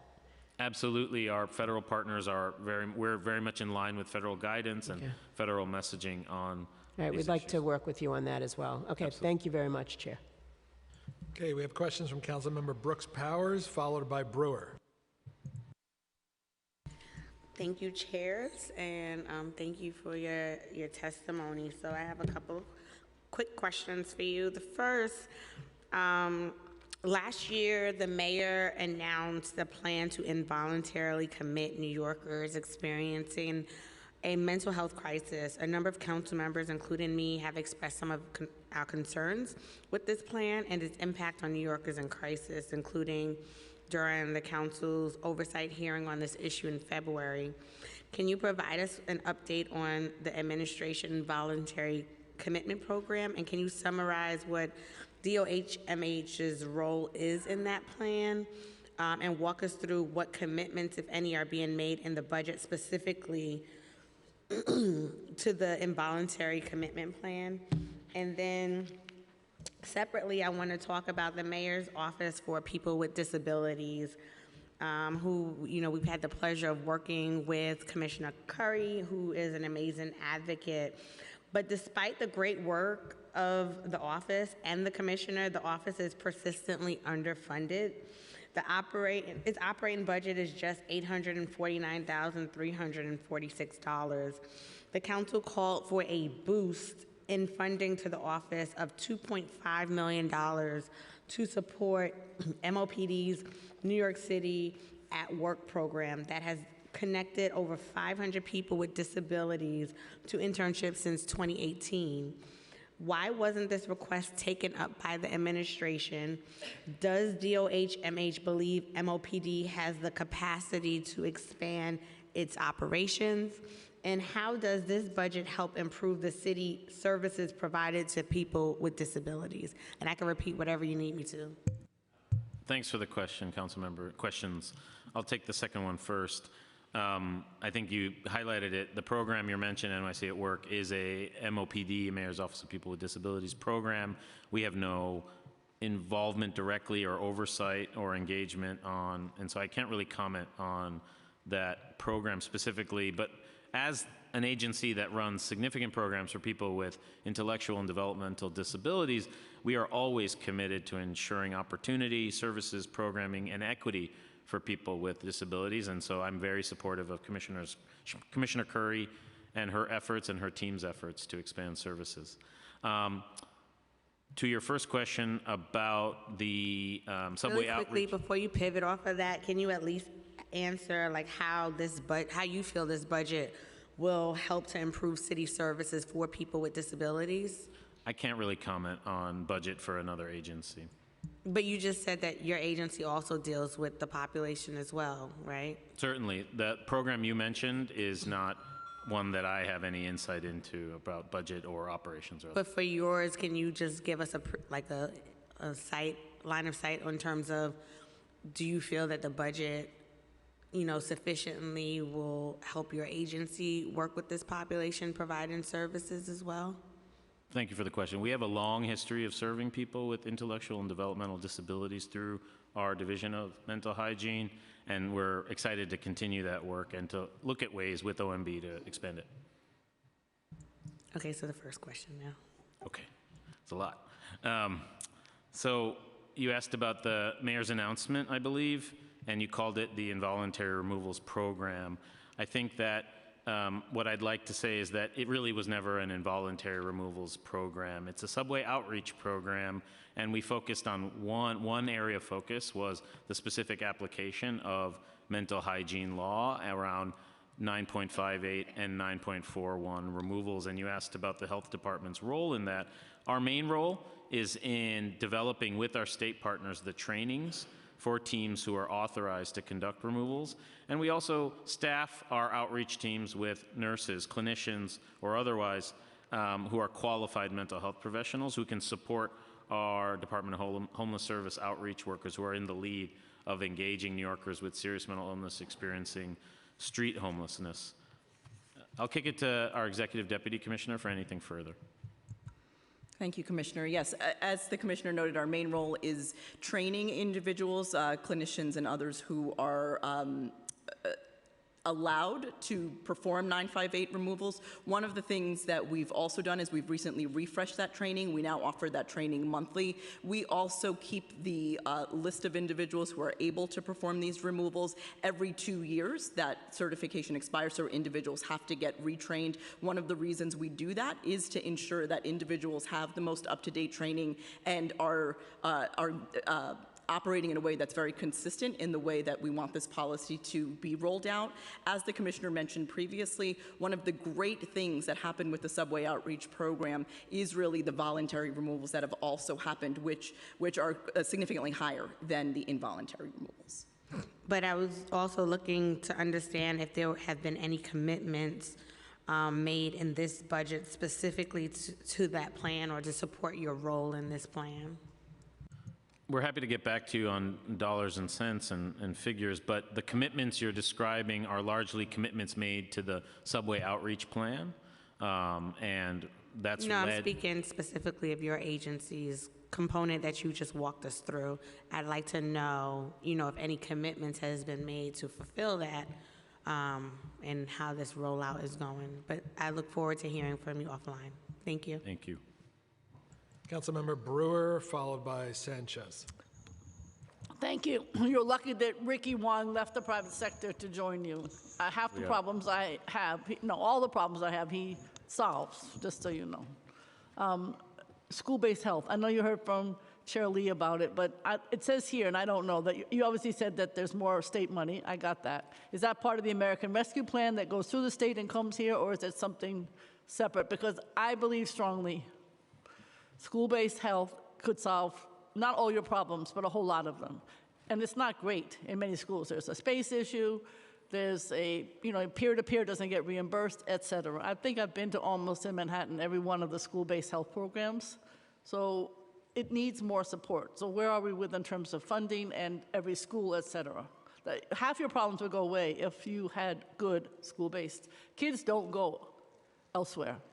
They're not going to go to the Ryan Health Center. They're not going to go to H&H. They just, if it's not in the school, they're not going. We share your commitment to school-based health centers.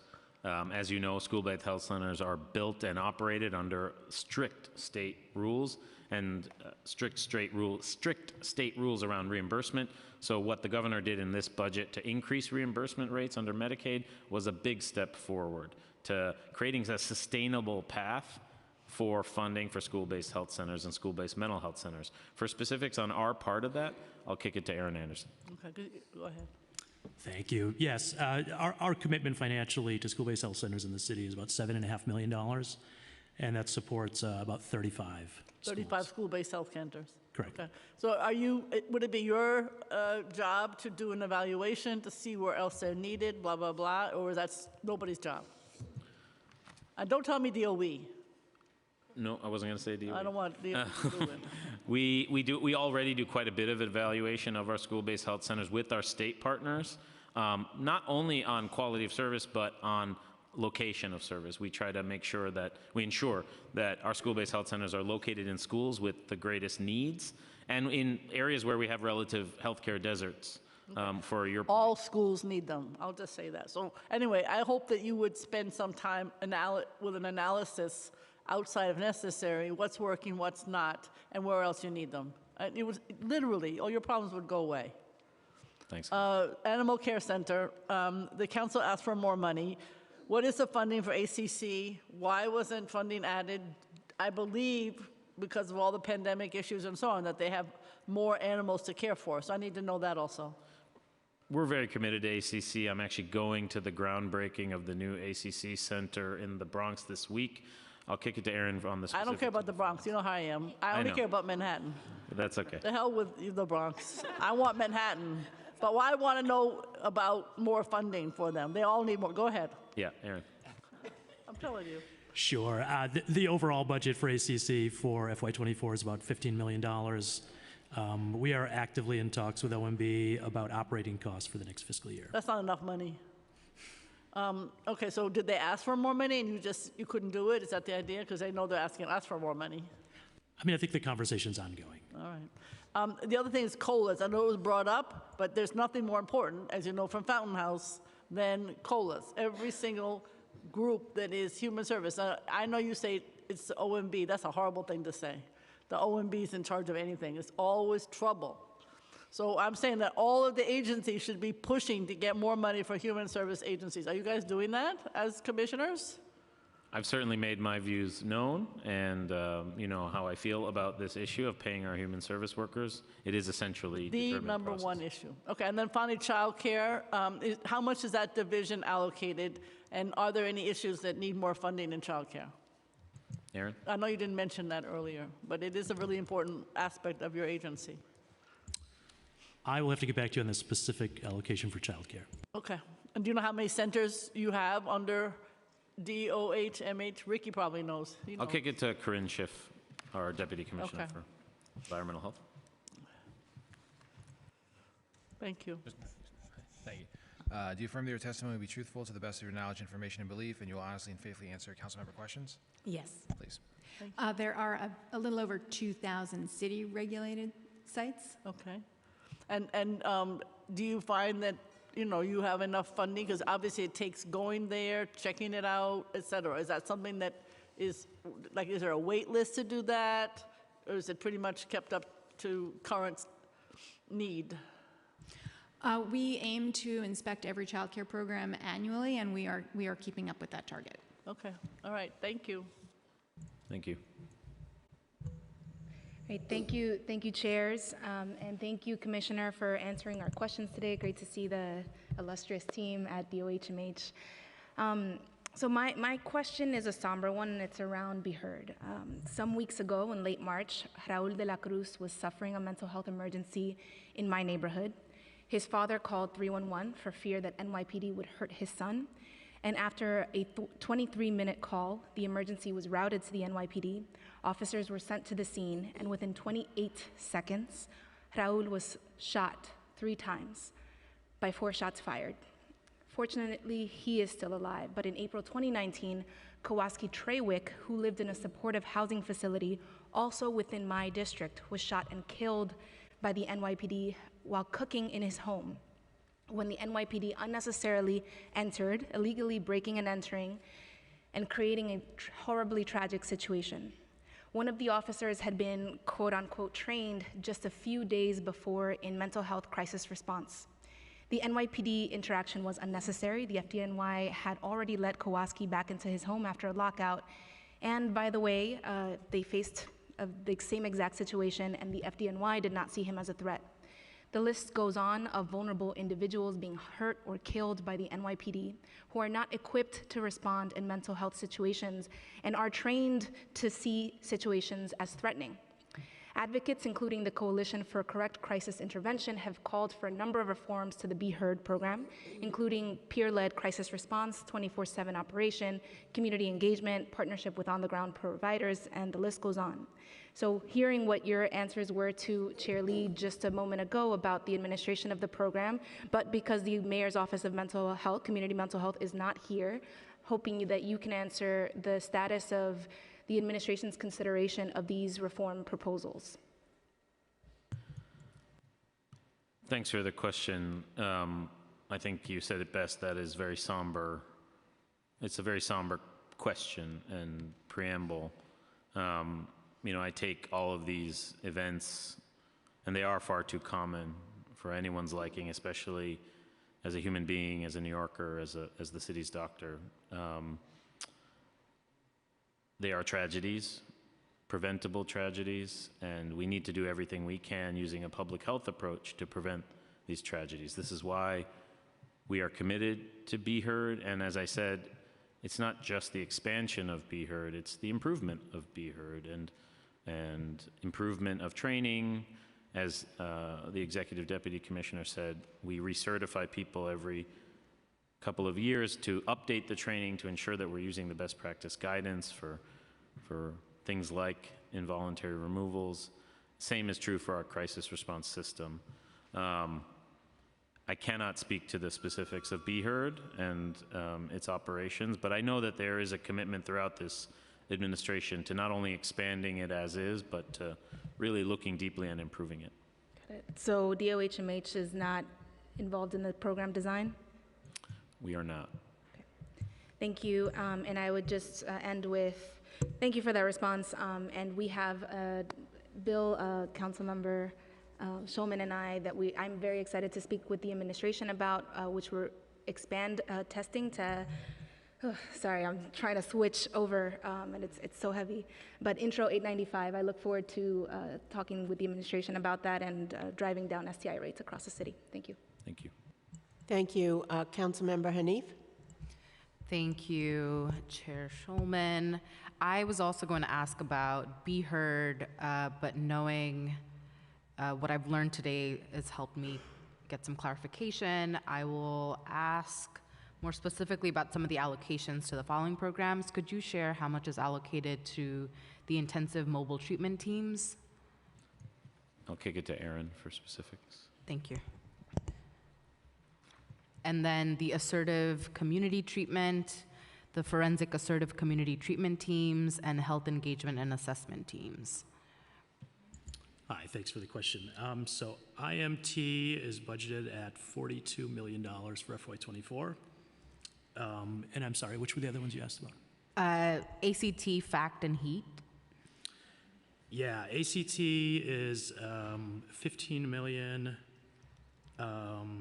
HEAT and the crisis response teams together is about 9 million. Could you repeat that one more time? About 9 million. And you mentioned that HEAT included the crisis response teams. Response teams. And FACT? FACT, I don't have broken out separately. That may or may not be in the ACT number, but we can get back to you. Got it. And then does the department have any plans to open new overdose prevention centers? Thank you for the question. Yes, very much so. Committed to the model, committed to working with our existing syringe service providers to build the harm reduction hub sites that are critical for the operation of overdose prevention centers. And what I mean by that is all the other services around supervised consumption need to be strengthened and available and consistent. And that varies depending on provider to provider. We're in active discussions right now about where we can expand. Obviously, we're looking for state and federal leadership on the authorization piece. Sure. And then do you have any specifics on how many? In our mental health plan, we have laid out the goal of opening 5 new overdose prevention centers across New York City in the first term. And so we're working actively on that goal. And then is there a plan to expand the operating hours of the overdose prevention centers? That's something that's under consideration as well, because we know that 24/7 operations is always ideal. Great. And then does the department plan to open any new crisis respite centers? Thanks for the question. I'll kick it to Deepa Avula for more details, but we're very committed to this model and to expanding this model. The state has also committed resources to expanding crisis respite centers. And of note for the council, our support and connection centers are essentially crisis respite centers plus healthcare on site. And so we have an additional 2 crisis respite support and connection centers, one in Manhattan and South Bronx. As noted by the commissioner, the state has committed to kind of re-energizing its support around crisis respite centers. In fact, in just a couple months, there will be another one opening in the city that is state funded. That's wonderful. And then finally, I'd like to know about any specific ad campaigns, outreach, and engagement tools that are in place to inform and connect immigrants and particularly asylum seekers to their health services available in our city. Thank you so much. Thank you. That is a core aspect of our work, which is of the four things I mentioned, connection to healthcare is a core pillar of our work. As far as advertising goes, we are working and have talked a lot with community and ethnic media about these issues, but would be happy to talk about further ideas. And council members, sorry, just to confirm that the ACT number I gave you does include FACT teams as well. Thank you, Councilmember. Councilmember Hudson? Thank you so much. Hello.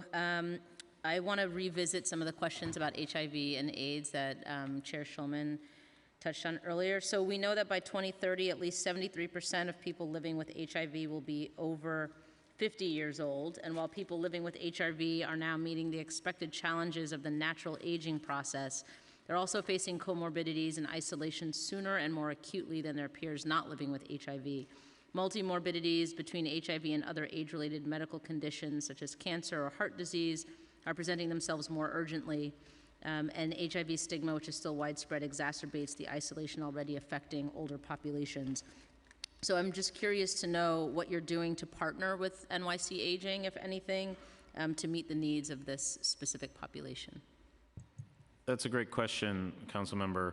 As far as specific partnerships, we have none around HIV with NYC Aging, but on every single one of the issues you mentioned, whether it's the development of chronic diseases, social isolation, and mental health for people who are now thankfully living longer and healthier lives, we both have specific partnerships between our disease control division and our mental health and chronic disease prevention teams to address these issues. We're also looking carefully at the impacts of new generation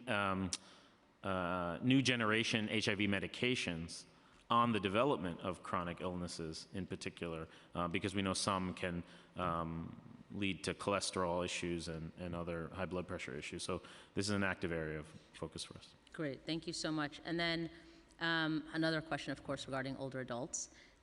If an older adult calls the NYC Well hotline, are they connected to resources at NYC Aging?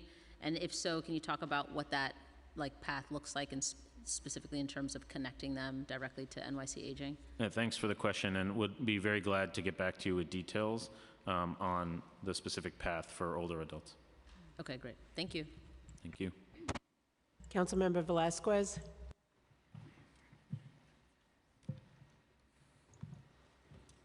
I know I've spoken a little bit about this before. When it comes to conditions like epilepsy, they are directly impacting my daily life, given my family has it. So what necessarily are you all doing about this? From my understanding, there has been a defunding, if you will, of Epilepsy Foundation. So what led to that decision, and how are you helping these services for people who need it in the city? Thanks so much. In large measure, conditions like epilepsy and seizure disorders are dealt with principally through our clinical systems, not our public health and prevention systems. In part because while it is a condition of great concern to families, to directly impacted people and their families, and to communities impacted, it isn't at a population level a most frequent issue that the public health department would take on specifically. But we have very strong partners in H&H who are working to make neurology and epilepsy services accessible, as well as through screening and diagnosis in our community healthcare systems and federally qualified health systems. So it's the top line answer is it's essentially treated mostly as a clinical issue, which is because of the severity and the impact and the specialization of knowledge needed to deal with it. Thank you. Thank you.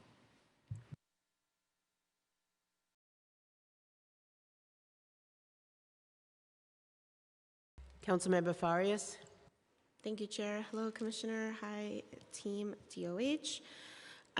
There are nearly 500 vacancies of DOH-MH public health school nurses and 152 regional DOE staff school nurses. I've spoken about this issue in the past in the Education Committee, and I just kind of want to jump into a couple of questions for our DOH-MH school nurses.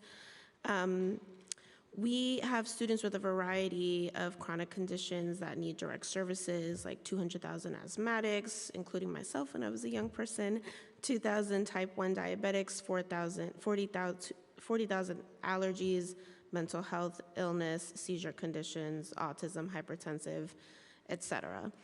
What is the plan to address the decades-long pay and benefits disparity between DOE and DOH school nurses who perform the same role? Thank you for the question, an important set of questions, especially given the role of school nurses in our society, who played a really heroic role in keeping schools open during the pandemic, and from whom we ask a whole lot under really challenging circumstances. And one of the circumstances you raise is, of course, compensation.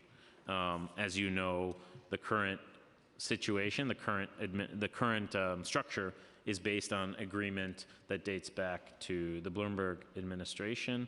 And so we are in active discussions with both OMB, our partners at DOE, about how to strengthen our school nurse portfolio, given how important we know they are. And is there an active dialogue around phasing out the contracted workers that we have had during the pandemic era space into looking at how to phase them into and or equal out the pay structure where there are disparities currently? I can't really speak to the specifics of the ongoing negotiations, only because I think the question you raise is what is the long-term future of the workforce is a central question. But once that has gotten to issues of pay equity, an aging workforce is also an issue. Sure. And frankly, what we see across nursing system-wide and healthcare system-wide, which is that people are fleeing the profession, or they're going from permanent full-time nursing jobs into part-time temporary nursing work because of the hours and the conditions and the pay. And so this is an issue that requires time, deliberation, and thoughtfulness, and I'm glad to be working with people in the administration to try to address it. Oh, thank you. And that's, I guess, kind of answers my next question, but I'll ask it. Given that there are nearly 500 DOH-MH public health school nurse vacancies, who are the largest contingent of city nurse responders, how will the city staff for the next public health emergency? And I know you kind of touched on this earlier. Yeah, and we're extraordinarily proud of our school nurses, DOH-MH and DOE. They do heroic work. I'm so proud to lead the largest group of school nurses in the city. But, I think you're asking some really important questions about long-term sustainability and financing, the directive to have a nurse in every school, and the challenges we face as a workforce coming out of the pandemic. I think these are all really important policy questions that deserve discussion. Great. Chair, I have a couple more, if I may. Sure. Thank you. I recently learned about the lawsuit being settled to uphold the federal mandate. Do we know of this? Yes.